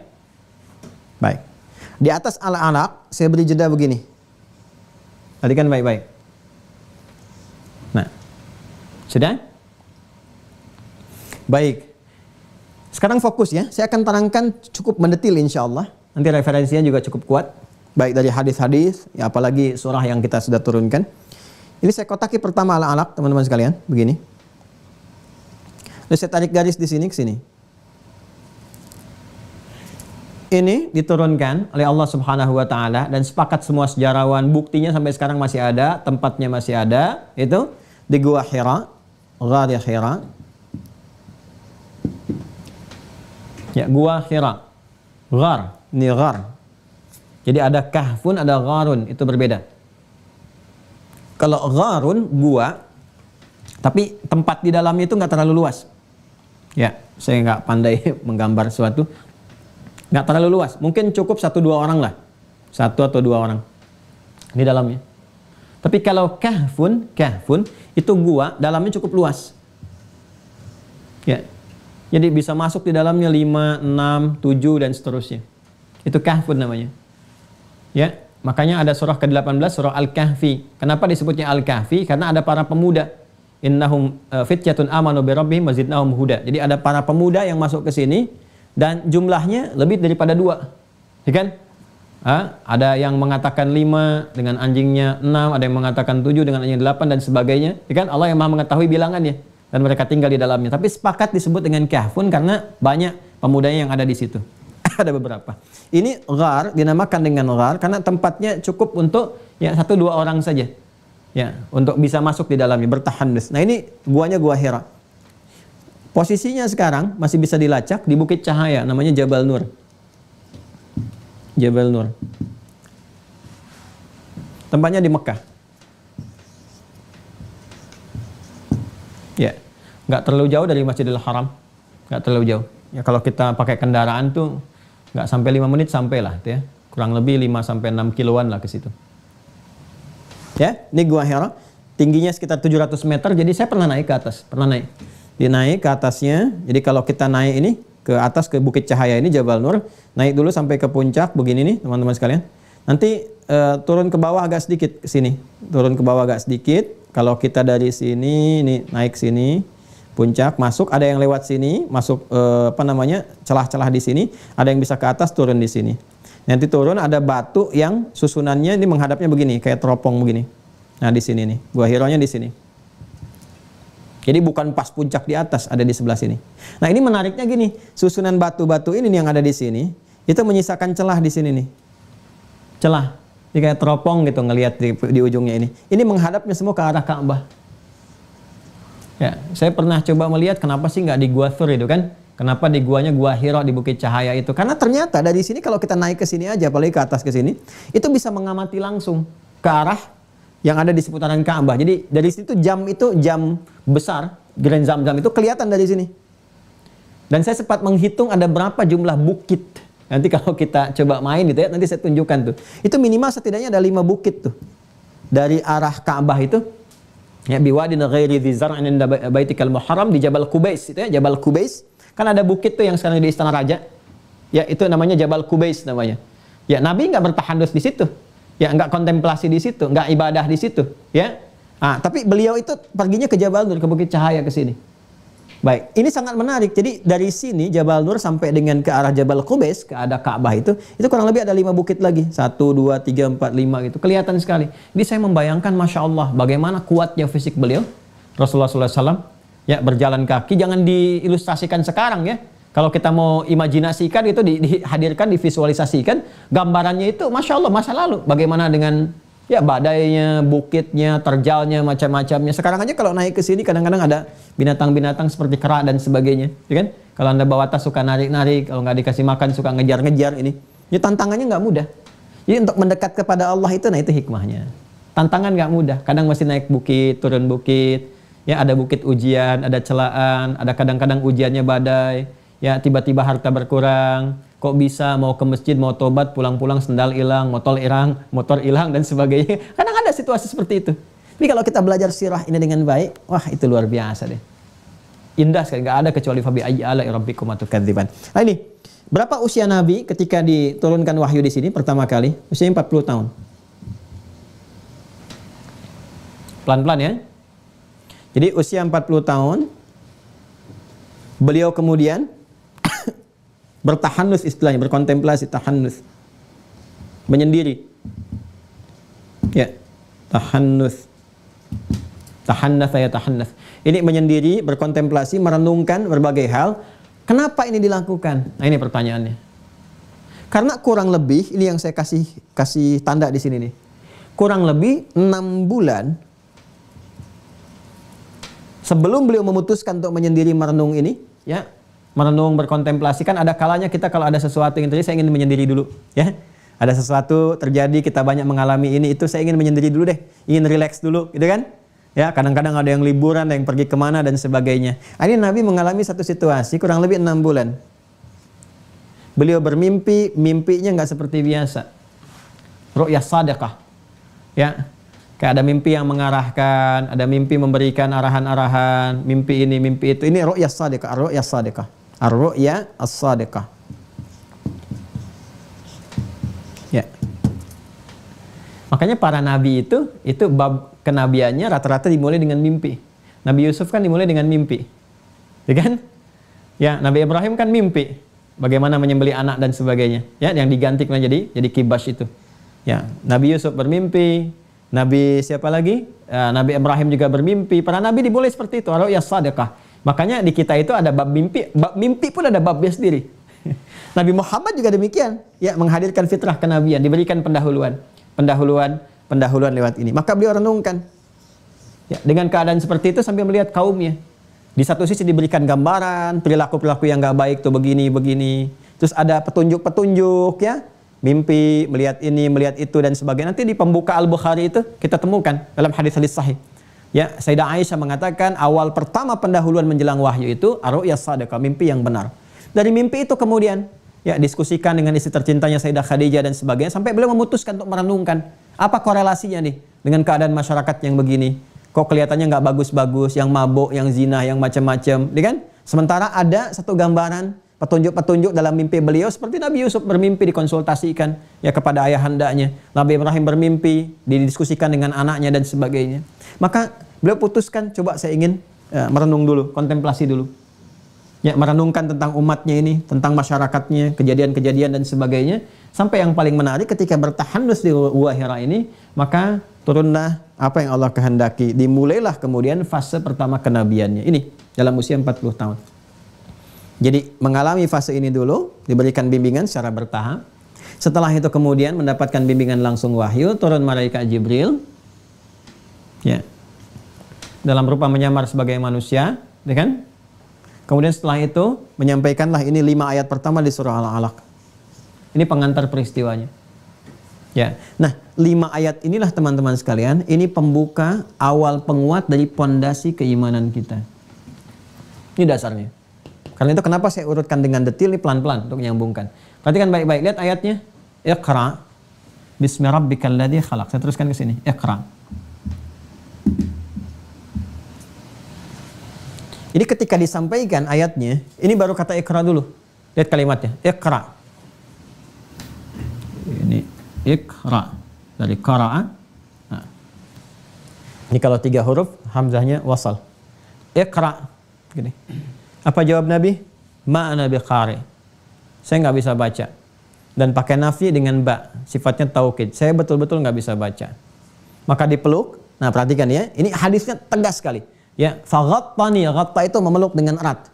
Ya. Sampai beliau berusaha dengan kuat sekali sampai merasakan gitu ya, ada satu dekapan, kalau didekap dengan erat itu kan kayak ada di dada itu terasa. Ya, ada semacam apa ya, bukan sesak istilahnya, ada kayak satu himpitan yang kuat sehingga agak tertekan di dada beliau itu. Ya, tapi ketika dilepas lapang kan? Ya. Jadi kalau kita memeluk erat itu kan anak misalnya dan sebagainya, kan? Sampai merasakan ada satu himpitan, ketika dilepaskan kan lapang lagi tuh. Ya. Setelah lapang diminta lagi Iqra 2 kali. Ma'ana biqari, disampaikan saya betul-betul nggak bisa baca. Ketiga kali Iqra, didekap lagi kan? Ma'ana biqari, jawabannya saya nggak bisa baca. Ini untuk mengonfirmasi sampai 3 kali. Kenapa hikmahnya disebutkan sampai 3 kali? Untuk mengonfirmasi. Biasanya kan kalau kita ingin menguatkan sesuatu kita sampaikan sekali, tegaskan 2 kali. Ini dikonfirmasi sampai 3 kali, mengatakan Nabi saya nggak bisa baca. Untuk memberikan satu petunjuk yang kuat kepada kita bahwa Al-Quran ini betul-betul bukan rekayasa Nabi Muhammad SAW. Karena beliau sendiri sifatnya ummi. 3 kali beliau katakan saya nggak bisa baca, saya nggak bisa baca, saya nggak bisa baca. Dan keterangan ini bisa dicatat, dilacak dalam sejarah. Jelas ya? Baik, jadi nanti gugur dengan sendirinya orang-orang yang menuduh Al-Quran rekayasa Nabi Muhammad. Al-Quran buatan Nabi Muhammad. Gimana bisa buat itu? Baca aja nggak bisa. Nabinya sendiri mengatakan saya nggak bisa baca. Jelas ya? Nah, ini mukjizat. Mukjizat. Kenapa? Karena nanti Allah yang akan memberikan bimbingan kepada beliau supaya bisa mengikuti bacaan. Karena itu disebut ummi. Ummi, gitu kan? Ini gambarannya. Jadi satu. Jadi peristiwa ini saja memberikan kesan kepada kita bahwa satu, ya, artinya Nabi belum punya bekal, ya, belum ada bekal pengetahuan Rabbani yang dibimbing oleh Allah Subhanahu Wa Taala, ilmu Rabbani, ya, untuk menjalani kehidupan, mengatur tata kelola hidup beliau yang nanti kelak akan diberikan kepada umatnya sebagai bimbingan. Ya, jadi bisa kita katakan fase awal pembekalan ini, ya, di awal pembekalan mengonfirmasi keadaan Nabi Muhammad SAW dari keadaan yang sifatnya masih kosong, ya. Belum ada apapun. Tidak bisa baca, tidak bisa menulis. Jelas ya, dikonfirmasi ini semuanya. 1. Barulah kemudian turun ayatnya lengkap. 5. Setelah dikonfirmasi, Nabi menyampaikan lewat lisannya sendiri, keluar pembuktian, ya kan? Dan semua gugur tuduhan-tuduhan yang dialamatkan kepada Rasulullah bahwa Quran produk budaya.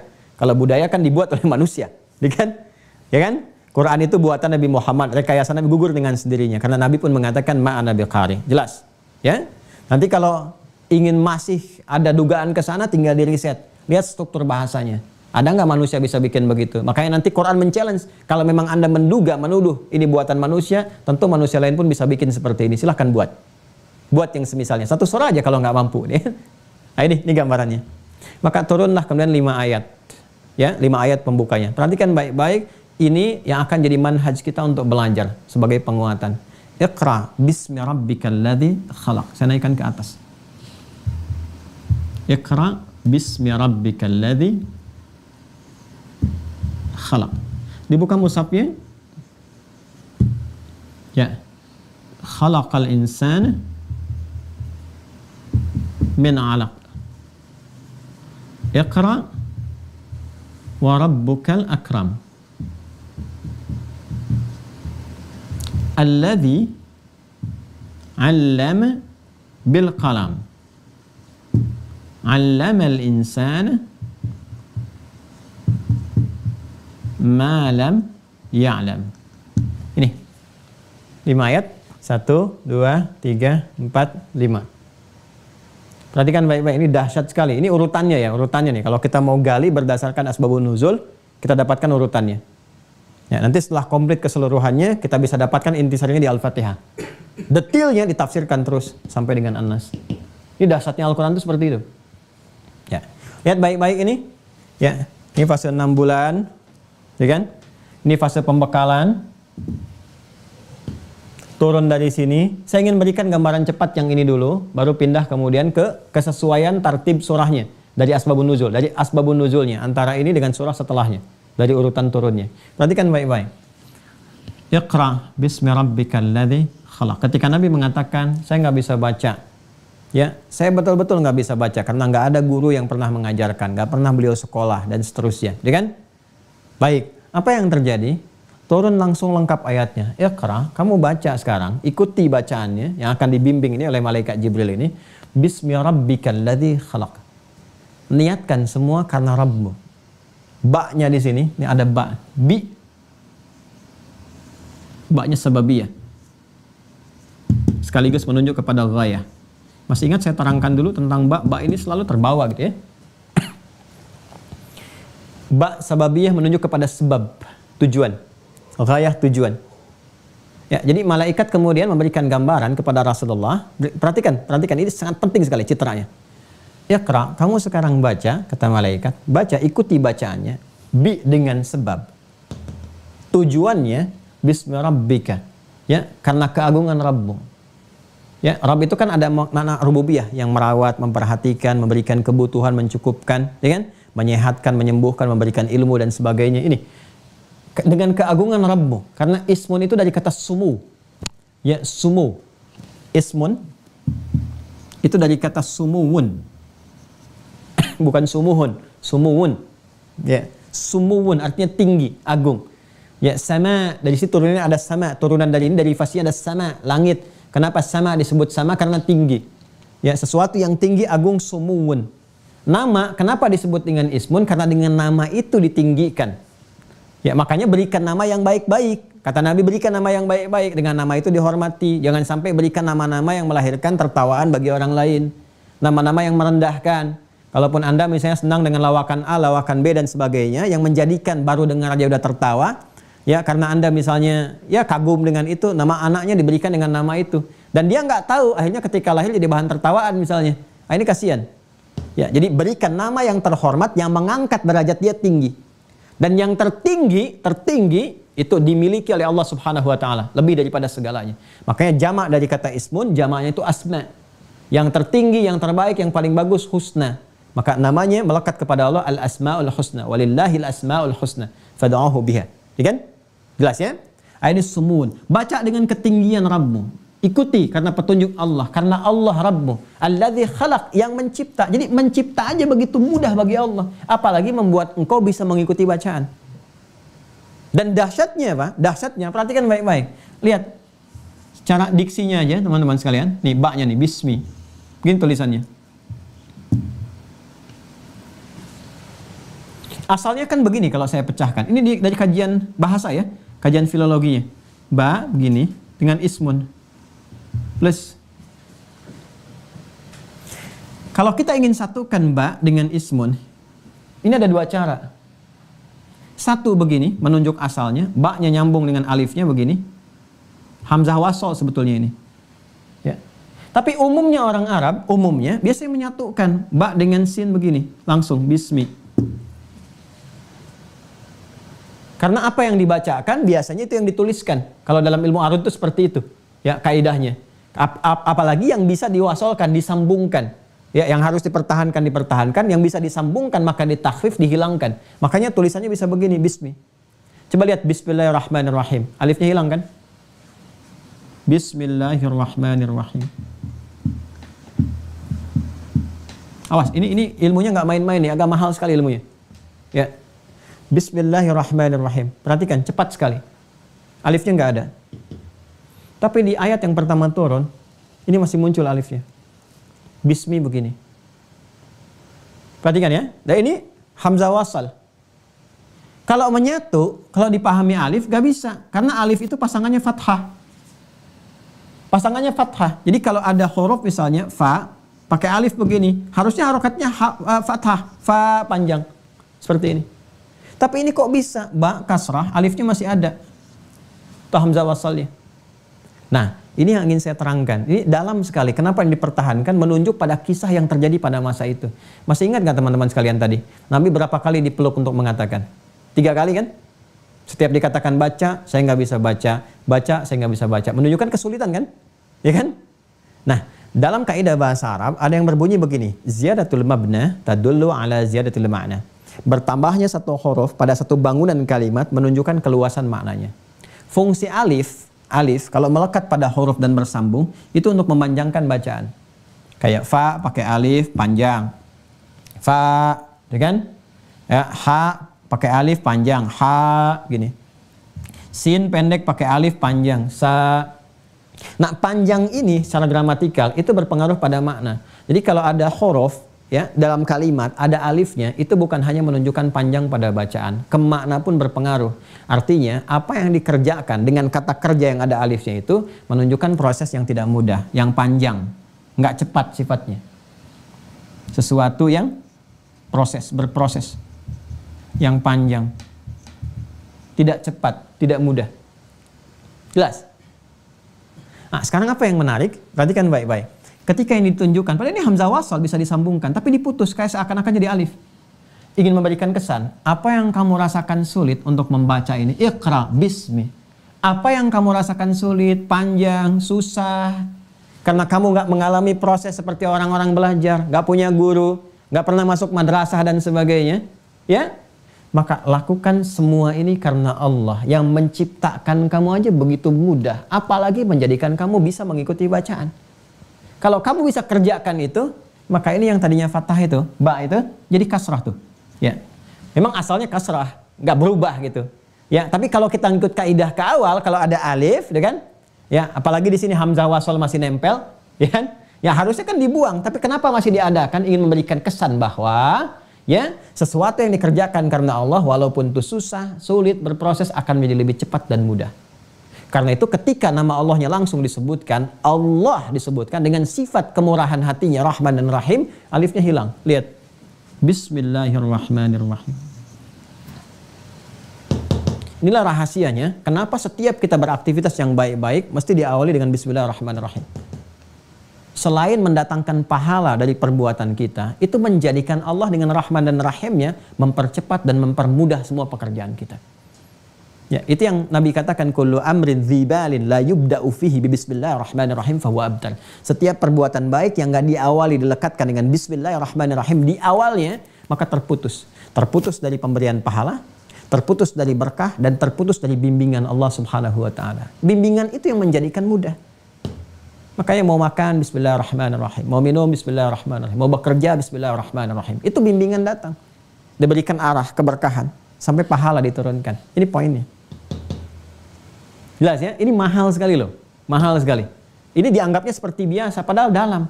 Makanya pesan kuat dari sini, kalau kita ingin memulai menguatkan akidah, berhijrah, menata diri lebih baik, motivasi yang terbaiknya ini, Bismillahirrahmanirrahim, lakukan karena Allah. Kan karena yang lain. Itu jangan ada teman hijrah, kita ikut-ikutan, bagus. Tapi motivasi terbaiknya lakukan karena Allah memang menuntut itu. Kalau ada orang ingin belajar, masuk Mira, saya pengen juga lah seperti dia, bagus. Tapi arahkan sepenuhnya ini, lillah. Bismillahirrahmanirrahim, khalaq. Arahkan semua karena Allah. Bukan karena materi, bukan karena ingin dunia, ingin itu, ingin ini. Tapi ketika semua diarahkan kepada Allah, maka Allah jadikan semua yang sulit menjadi mudah dengan izinnya. Walaupun tetap mengalami proses melewati ujian. Jelas? Nah, ini dijelaskan oleh Allah. Iqra bismi rabbikal ladzi khalaq, khalaqal insana min 'alaq. Ya, kalau kita riset betapa rumitnya itu proses menjadi manusia itu. Ya, khalaqal insana min 'alaq. Ya, menciptakan manusia yang kelak beraktivitas itu min 'alaq. 'Alaq itu jamak dari kata 'alaqah, zigot yang menempel hasil dari proses perpaduan antara spermatozoa dengan ovum, melahirkan zigot. Ya, itu kan dari perpaduan aja udah kompleks tuh. Ya, kalau diteliti itu kan berapa banyak itu dari sperma-sperma jutaan itu. Ya, yang jadi berproses ketemunya cuma satu atau kembar dua atau tiga, ya kan? Jadi zigot kemudian itu kan prosesnya luar biasa. Bagi Allah mudah saja. Apalagi menjadikan kau itu bisa membaca, mengikuti bacaan maksudnya. Kau bisa ikuti bacaan ini, disampaikan, diikuti, sampaikan, diikuti. Dengan sifat ummi itu dibimbing untuk bisa mengikuti bacaan. Mudah. Karena yang paling rumit aja Allah bisa jadikan. Ya, Iqra. Tegaskan lagi oleh Allah, Iqra, ayo baca. Ya, wa rabbukal akram, Tuhanmu yang paling mulia. Jadi kalau kita muliakan guru karena mengajarkan kita, memuliakan dosen, memuliakan ustadz karena mengajarkan kita, kita katakan nih karim, karomah, mulia, tetap yang paling mulia Allah yang memberikan kepada mereka semua itu wasilah untuk mengajarkan kepada kita. Wa rabbukal akram. Ya, maksudnya apa? Hei, ada orang-orang kepada guru-guru aja begitu luar biasa pengen belajarnya. Anda kalau mendapatkan orang jenius, ustadz bagus, wawasan luas macam-macam, Anda kan korbankan segalanya kan? Waktu Anda investasikan karena pengen belajar. Ya, di kampus ada profesor yang jenius sampai beli tiket hanya untuk ikut seminarnya. Masya Allah. Padahal sifatnya baru karim. Itu pun baru setitik lah. Banyak yang lain lebih hebat lagi. Kenapa untuk yang seperti itu Anda sampai beli tiket, sampai keluarkan biaya semesteran, sampai bayar SPP dan sebagainya untuk mendapatkan pengetahuan dari orang-orang yang top itu, yang hebat-hebat. Bahkan sekarang baru masuk ada yang sudah ratusan juta SD loh. Saya kebayang jadi apa lulusan dari situ. Udah ratusan juta, ya kan? Itu sampai mengeluarkan uang untuk mendapatkan yang level ini. Ini Allah, ini akram. Makanya akidah itu mahal nih. Ini mahal ini. Karena balasannya surga. Anda kuliah di kampus-kampus favorit, dapatnya dunia, ditinggalkan, meninggal juga. Masa untuk yang seperti itu Anda investasi? Ya, sampai ke luar negeri, sampai tiket ini itu, sampai ngejar beasiswa. Ini yang paling mahal, hadiahnya surga. Bukan dunia lagi. Dan diberikan kepada kita oleh yang paling mulia. Zat yang paling mulia. Waram bukal akram. Kenapa enggak kita kejar-kejar itu melebihi dunia yang sering dikejar itu? Makanya saya heran ya. Ya, belajar bahasa Inggris itu Masya Allah itu sampai jutaan pun terus.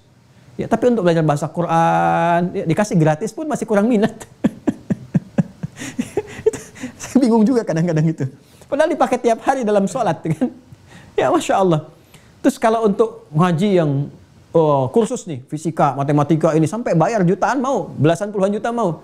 Tapi kalau untuk ngaji, ya diminta ngongkosin guru ngaji aja masih nawar. Padahal itu akhirat itu. Ya, dan yang diajarkan menariknya itu tentang akidah itu. Ayat-ayat yang mahal itu. Ini surat-surat mahal ini. Surat-surat yang ketika didapatkan banyak mempertaruhkan jiwa para sahabat Nabi itu. Persekusi paling minimal, eksekusi tingkat maksimalnya. Ini surat mahal ini. Yang kalau dapat ini berpengaruh kepada jiwa, kesehatan jiwa, kebaikan dan sebagainya. Ini banyak yang ironi. Ya ini yang ya itu kewajarannya sih tetap bisa dipahami karena ada setan. Tapi ironinya kenapa nggak kita lawan? Ya kan? Kewajarannya bisa dipahami karena ada apa? Ada setan. Tapi ironinya kenapa nggak dilawan? Ya, ini mahal sekali. Makanya ulama-ulama dulu kalau ada pengajar itu, ya Imam Abu Hanifah itu saat anaknya bisa Al-Fatihah diajarkan oleh seorang ustadz, itu dikasih tinggi sekali, ratusan dinar itu diberikan oleh beliau itu. Kalau sekarang 1 dinar itu mungkin 2 juta, 2,5 juta lah. Kalau dikasih 100 aja udah berapa tuh? 250 juta ya. Itu Al-Fatihah itu. Saking merasakannya ini. Ya, ini bukan pada nominal tinggi begitu gitu, enggak. Dan ustadznya nggak pernah minta. Nggak pernah. Jadi nggak ada dalam Islam itu mengajar untuk minta sesuatu. Tidak ada. Ya, nggak ada. Cuma Abu Hanifah paham. Ini dia abdikan hidupnya untuk mengajar, untuk begini, sehingga nggak bisa bekerja seperti yang lain. Dia berikan. Karena Abu Hanifah kan pengusaha juga, pedagang juga, dagang kain dan seterusnya. Saya ingin gambarkan betapa tinggi gitu nilai-nilai ini tuh, yang nggak bisa diukur lewat dunia. Dan beliau pun berkata, kalau saya bisa berikan lebih daripada ini nggak sebanding dengan apa yang telah kau berikan kepada anak saya. Karena memang mahal sifatnya. Ini hikmah pembelajarannya, yang bukan ukuran materi dunianya di sini. Dunia itu, kalau sahabat-sahabat Nabi, saya lihat sirah-sirahnya itu, mereka itu nggak lihat tuh Pak, Bu. Dia sekaya-kayanya orang yang kaya banget dan kebangetan kayanya di masa lalu itu menganggap hartanya itu nggak ada nilai gitu. Ini dikumpulkan tuh hanya untuk ibadah, support ibadah aja. Yang triliunan itu kan banyak sekali. Ya, itu kalau setiap kali sedekah itu bisa triliunan itu. Ya, pernah tercatat tuh kayak Utsman Abdurrahman bin Auf itu sedekahnya itu sampai 2 juta dinar. 2 juta kali 2,5 juta berapa? Udah 5 triliun ya. Itu yang sedekahnya itu biasa aja. Dan itu bukan prank loh. Bukan 5T langsung dikasih tuh. Ya, dikasih. Bahkan diberikan ini orang Madinah dikasih semua untuk kebutuhan militer segini, untuk ini segini. Ini biasa. Ya, akibat dari sini. Jadi ternyata belajar ini tuh kalau mau passionnya harta bikin kaya, kayanya kebangetan kayanya. Kalau mau passionnya ilmu, jadi begawan pengetahuan yang nggak nanggung jeniusnya. Kalau mau kedudukan, ya udah mimpin dunia sekalian gitu. Jadi dasarnya ini nih. Makanya dilatihnya pun nggak mudah. Ya, nggak mudah dan pertaruhannya nggak murah. Makanya tantangan dan sebagainya dilewati. Tuh ini. Ya, jadi untuk yang karim aja dikejar-kejar, kenapa yang akram? Ya, itu biasa. Kemudian alladzi 'allama bil qalam, ini fitrah. Yang diantara pengajaran yang Allah telah berikan, fitrahnya dilekatkan kepada qalam, tulisan, pena.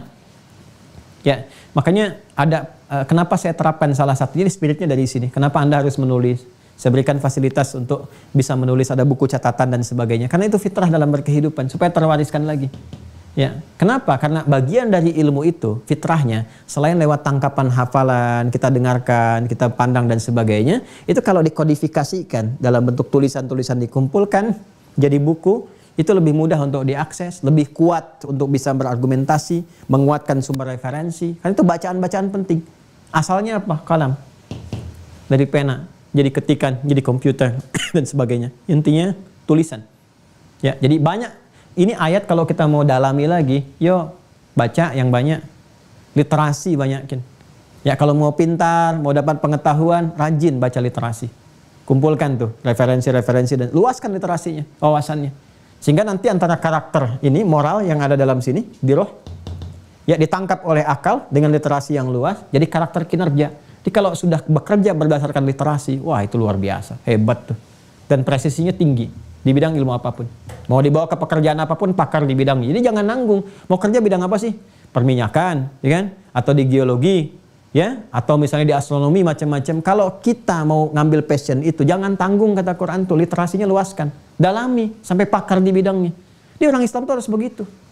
Kalau belajar pengetahuan, jangan nanggung sampai pakar di bidangnya, sampai di situ. Sehingga ketika diamalkan pun sempurna referensinya. Jangan setengah-setengah. Oh, dia belajar duduk paling belakang. Nggak pernah nanya. Diem aja. Waktunya minggu tenang malah nggak tenang. Dia malah sibuk pinjam catatan teman, fotokopi dan sebagainya. Ini bukan spirit surah Iqra nih, surah Al-Qalam nih, surah Al-Alaq nih. Ya, surah Al-Alaq. Ya, makanya nanti didetailkan lagi. Ya, nah kalau kita bisa dapatkan ini, memperluas literasi, nanti pengetahuan bertambah. Maka itu cara Allah mengajarkan, 'allamal insana ma lam ya'lam.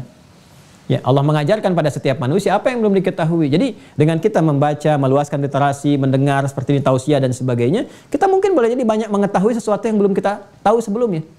Ya, dan ini pengetahuan ini dilekatkan dengan insan. Masih ingat kan ketika saya sampaikan kata insan 65 kali disebutkan dalam Al-Quran?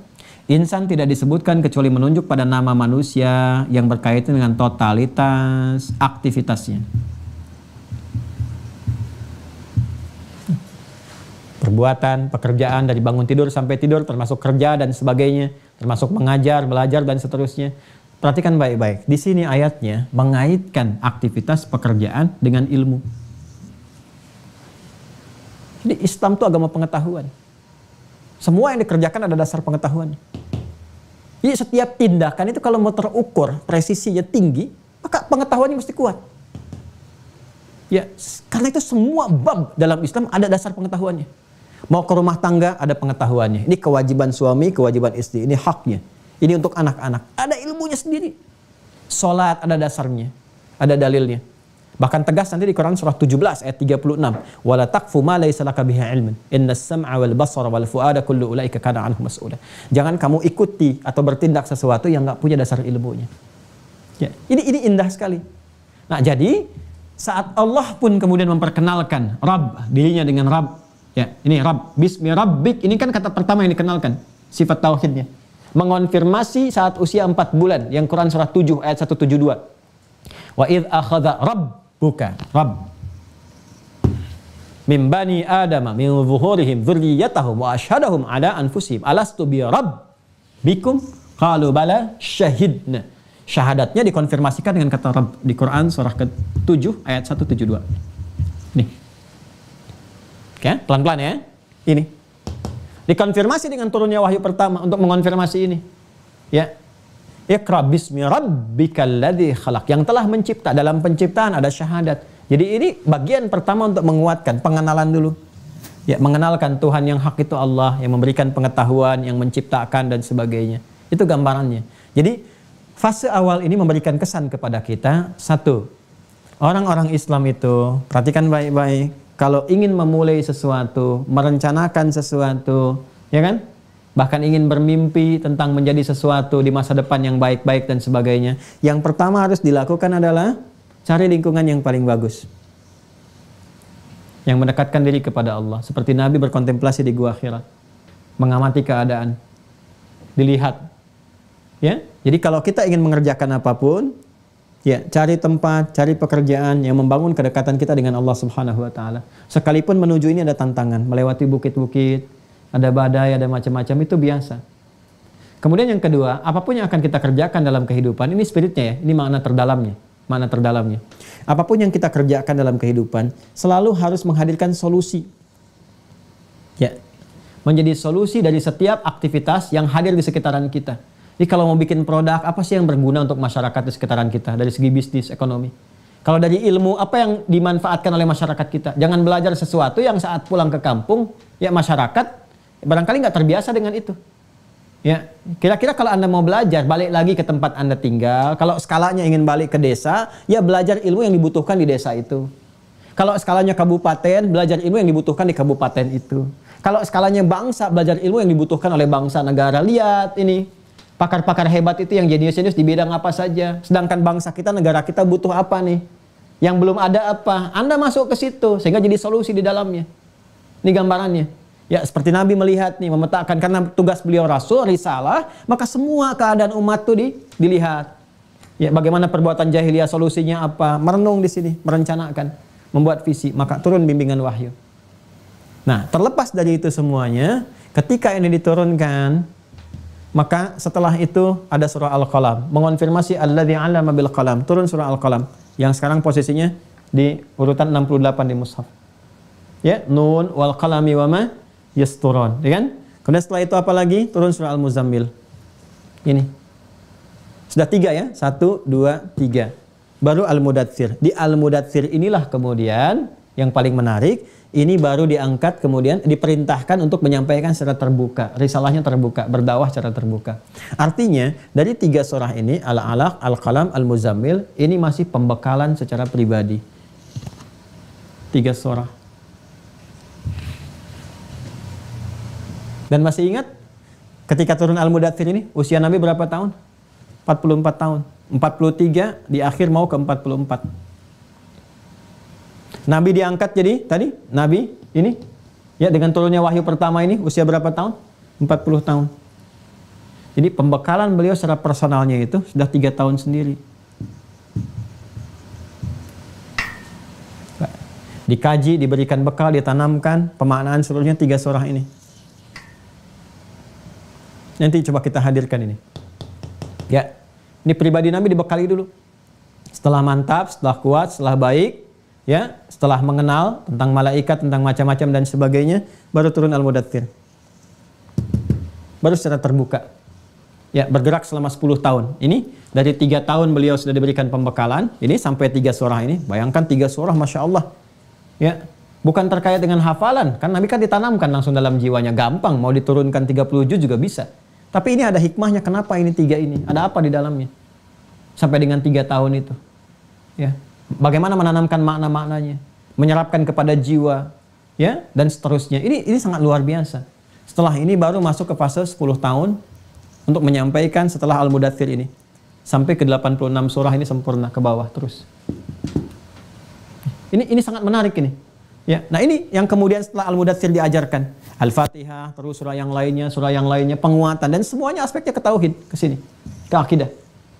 Nah, jadi ini gambaran juga penting bagi kita. Kalau kita ingin meneruskan, mengajarkan, menanamkan kembali, atau berargumentasi dengan yang lain dan sebagainya ketika disoal, kuatkan dulu diri kita nih. Nabi aja dibekali oleh Allah 3 tahun kan dari 0. Kita dari beriman, ya kan? Dari beriman, sudah mendekat kepada Allah, sudah yakin, sudah mantap, bahkan yang sudah belasan puluhan tahun, maka harusnya ada percepatan. Ya, tetap levelnya masih tinggi Nabi. Ya, karena Nabi itu kan orang pilihan. Ya, yang saya ingin katakan adalah apa yang Nabi sampaikan kepada kita itu sudah terkumpul semuanya. Jadi seharusnya akses kita bisa lebih cepat, sudah ada lompatan di situ. Ya, karena itu yang harus kita lakukan adalah kita harus keluarkan dulu nih apa bimbingan selama 3 tahun ini, esensi dari 3 surah yang utama ini, ya, arahnya kemana, latihannya seperti apa, ya kan? Nah, dari sini kemudian kita keluarkan, itu nanti akan jadi penguatan pada diri kita. Setelah kuat ini, maka keluarkan surah-surah setelahnya dari 10 tahun ini, masa 10 tahun, dari sisanya. Berarti kalau 86 kurang 3, ada 83 surah kan? 83 surah ini nanti kalau kita keluarkan nama-namanya plus dengan cepat esensinya misalnya. Ini maknanya itu. Maka Masya Allah akan sempurna pembelajaran akidah kita. Jadi isu-isu sekarang kalau kita dapatkan selesai. Karena isinya pasti akan serupa. Nggak jauh-jauh ke situ-situ aja. Cuman kemasannya aja yang beda-beda. Ya. Isu-isu apa misalnya? Ya, isu-isu menyoal tentang aspek ketuhanan. Bisa langsung dijawab. Kenapa milih Tuhannya Allah? Allah itu kuat atau lemah? Ya kan? Dan sebagainya. Suratnya sudah ada. Tinggal dijawab. Isu orang yang suka ngajak-ngajak keluar lagi dari Islam dengan menyampaikan dan itu suratnya sudah ada. Tinggal disampaikan. Isu apa lagi misalnya? Isu yang menyoal tentang keyakinan apa aja kalau mau disoal. Kalau Anda kumpulkan soal-soal sekarang, keluarkan dari kalangan mana saja yang menyoal tentang akidah Islam. Keluarkan itu. Demi Allah saya katakan, semua soal-soal itu sudah selesai di fase ini. Mau ditunjukkan dengan cara apapun, tetap caranya aja yang beda. Isinya sama. Bahkan namanya pun serupa. Dari hurufnya, dari kalimatnya, diksinya, langsung memberikan ilmu kepada kita. Kan saya pernah sampaikan kepada Anda perbedaan antara kafir dengan kufar. Ya kan? Contoh dari al-kafirun aja ketika turun itu. Ya, kan asbabun nuzulnya ada orang-orang datang kepada Rasulullah. Ya, nyerang tidak, melukai tidak, cuman ngajak-ngajak. Ya kan? Ngajak-ngajak, menawarkan. Dah, jangan jangan ribut, jangan ramai, jangan berselisih. Kan bingung juga sebetulnya, karena kan Nabi nggak ribut, nggak apa-apa. Yang ribut kan yang di luarnya aja tuh, yang golongan Quraisy itu. Ya, yuk kita gantian aja. Malam ini kami nyembah Tuhan kamu Muhammad, besok-besok kamu nyembah Tuhan kita, ya kan? Maka turunlah kemudian legasi terindah, sisi toleransi tertinggi. Qul ya ayyuhal kafirun, katakan Muhammad SAW kepada orang-orang yang masih menutup dirinya itu. Ya, dari risalah dakwah yang kau bawa. La a'budu ma ta'budun. Toleransi tertinggi itu saling menghormati di 2 sisi. Gini, ini sisi A, ini sisi B. Ketika saling memahami, saling menghormati, jadilah toleransi. Kalau B menghendaki, ini tidak tulus, ini maksa namanya. Dan ini terpaksa. Ya. Dan toleransi tertinggi dalam masalah akidah, karena akidah itu sudah beda. Totally different. 100%, 100% different. Ya. Karena berbeda itu, ya udah karena beda kan nggak sama. Kalau nggak sama nggak mungkin disatukan. Ya, minyak dengan air itu kan berbeda. Ya, unsurnya berbeda, maka disatukan pun tetap akan pisah juga. Maka toleransi yang terbaik pada yang berbeda itu, toleransinya apa? Saling menghormati masing-masing, nggak usah dipertemukan. Itulah yang indah. La a'budu ma ta'budun wala antum a'buduna ma a'bud. Toleransi tertinggi dalam akidah itu bukan gantian. Kalau gantian nanti jadi terpaksa. Kalau terpaksa jadi munafik namanya. Ya, di hatinya mengingkari, fisiknya ada di situ. Nah, itu kan munafik namanya, itu bukan toleransi. Yaitu intoleran tingkat tinggi karena menyembunyikan kebohongan dalam hati. Jadi yang tertinggi itu saling menghormati aja udah. Kamu ibadah, saya ibadah dengan apa yang saya yakini. Gak harus capek-capek mengikuti. Kan? Dan ujungnya apa? Lakum dinukum waliyadin. Itulah toleransi. Jadi pada sesuatu yang tidak sama itu 100% berbeda, maka toleransi saling menghormati. Sudah. Gak usah mengganggu, gak usah mencela. Kalau ingin belajar disampaikan. Makanya disampaikan kan Nabi lewat dakwah. Ya, informasi aja, informatif sifatnya. Kalau ada yang nanya didialogkan, ya, itu kan sifatnya. Kalau ada yang bertanya dijawab, berdialog didialogkan, disampaikan infonya, nggak maksa. Bahkan ayat turun, fadzakir innama anta mudzakir lasta alaihim bimusaitir. Ingatkan Muhammad, tugasmu hanya menyampaikan, bukan memaksa. Ya, maka salah kalau kemudian dibikin wacana misalnya, kayak kasus kemarin kan. Dan saya heran juga setiap akhir tahun selalu ada kontroversi itu. Dengan itu bukan harus dipaksa. Ngapain dipaksa-paksakan? Menghormati itu satu sama lain. Karena berbeda. Itu kalau dipaksakan dengan terpaksa. Makanya apa? Kenapa sih harus dipaksa-paksakan? Lisannya berucap tapi di hatinya maksudnya ke sini. Kan nggak sama namanya. Ya kan? Jadi sudah. Dan tidak harus diikut-ikutkan.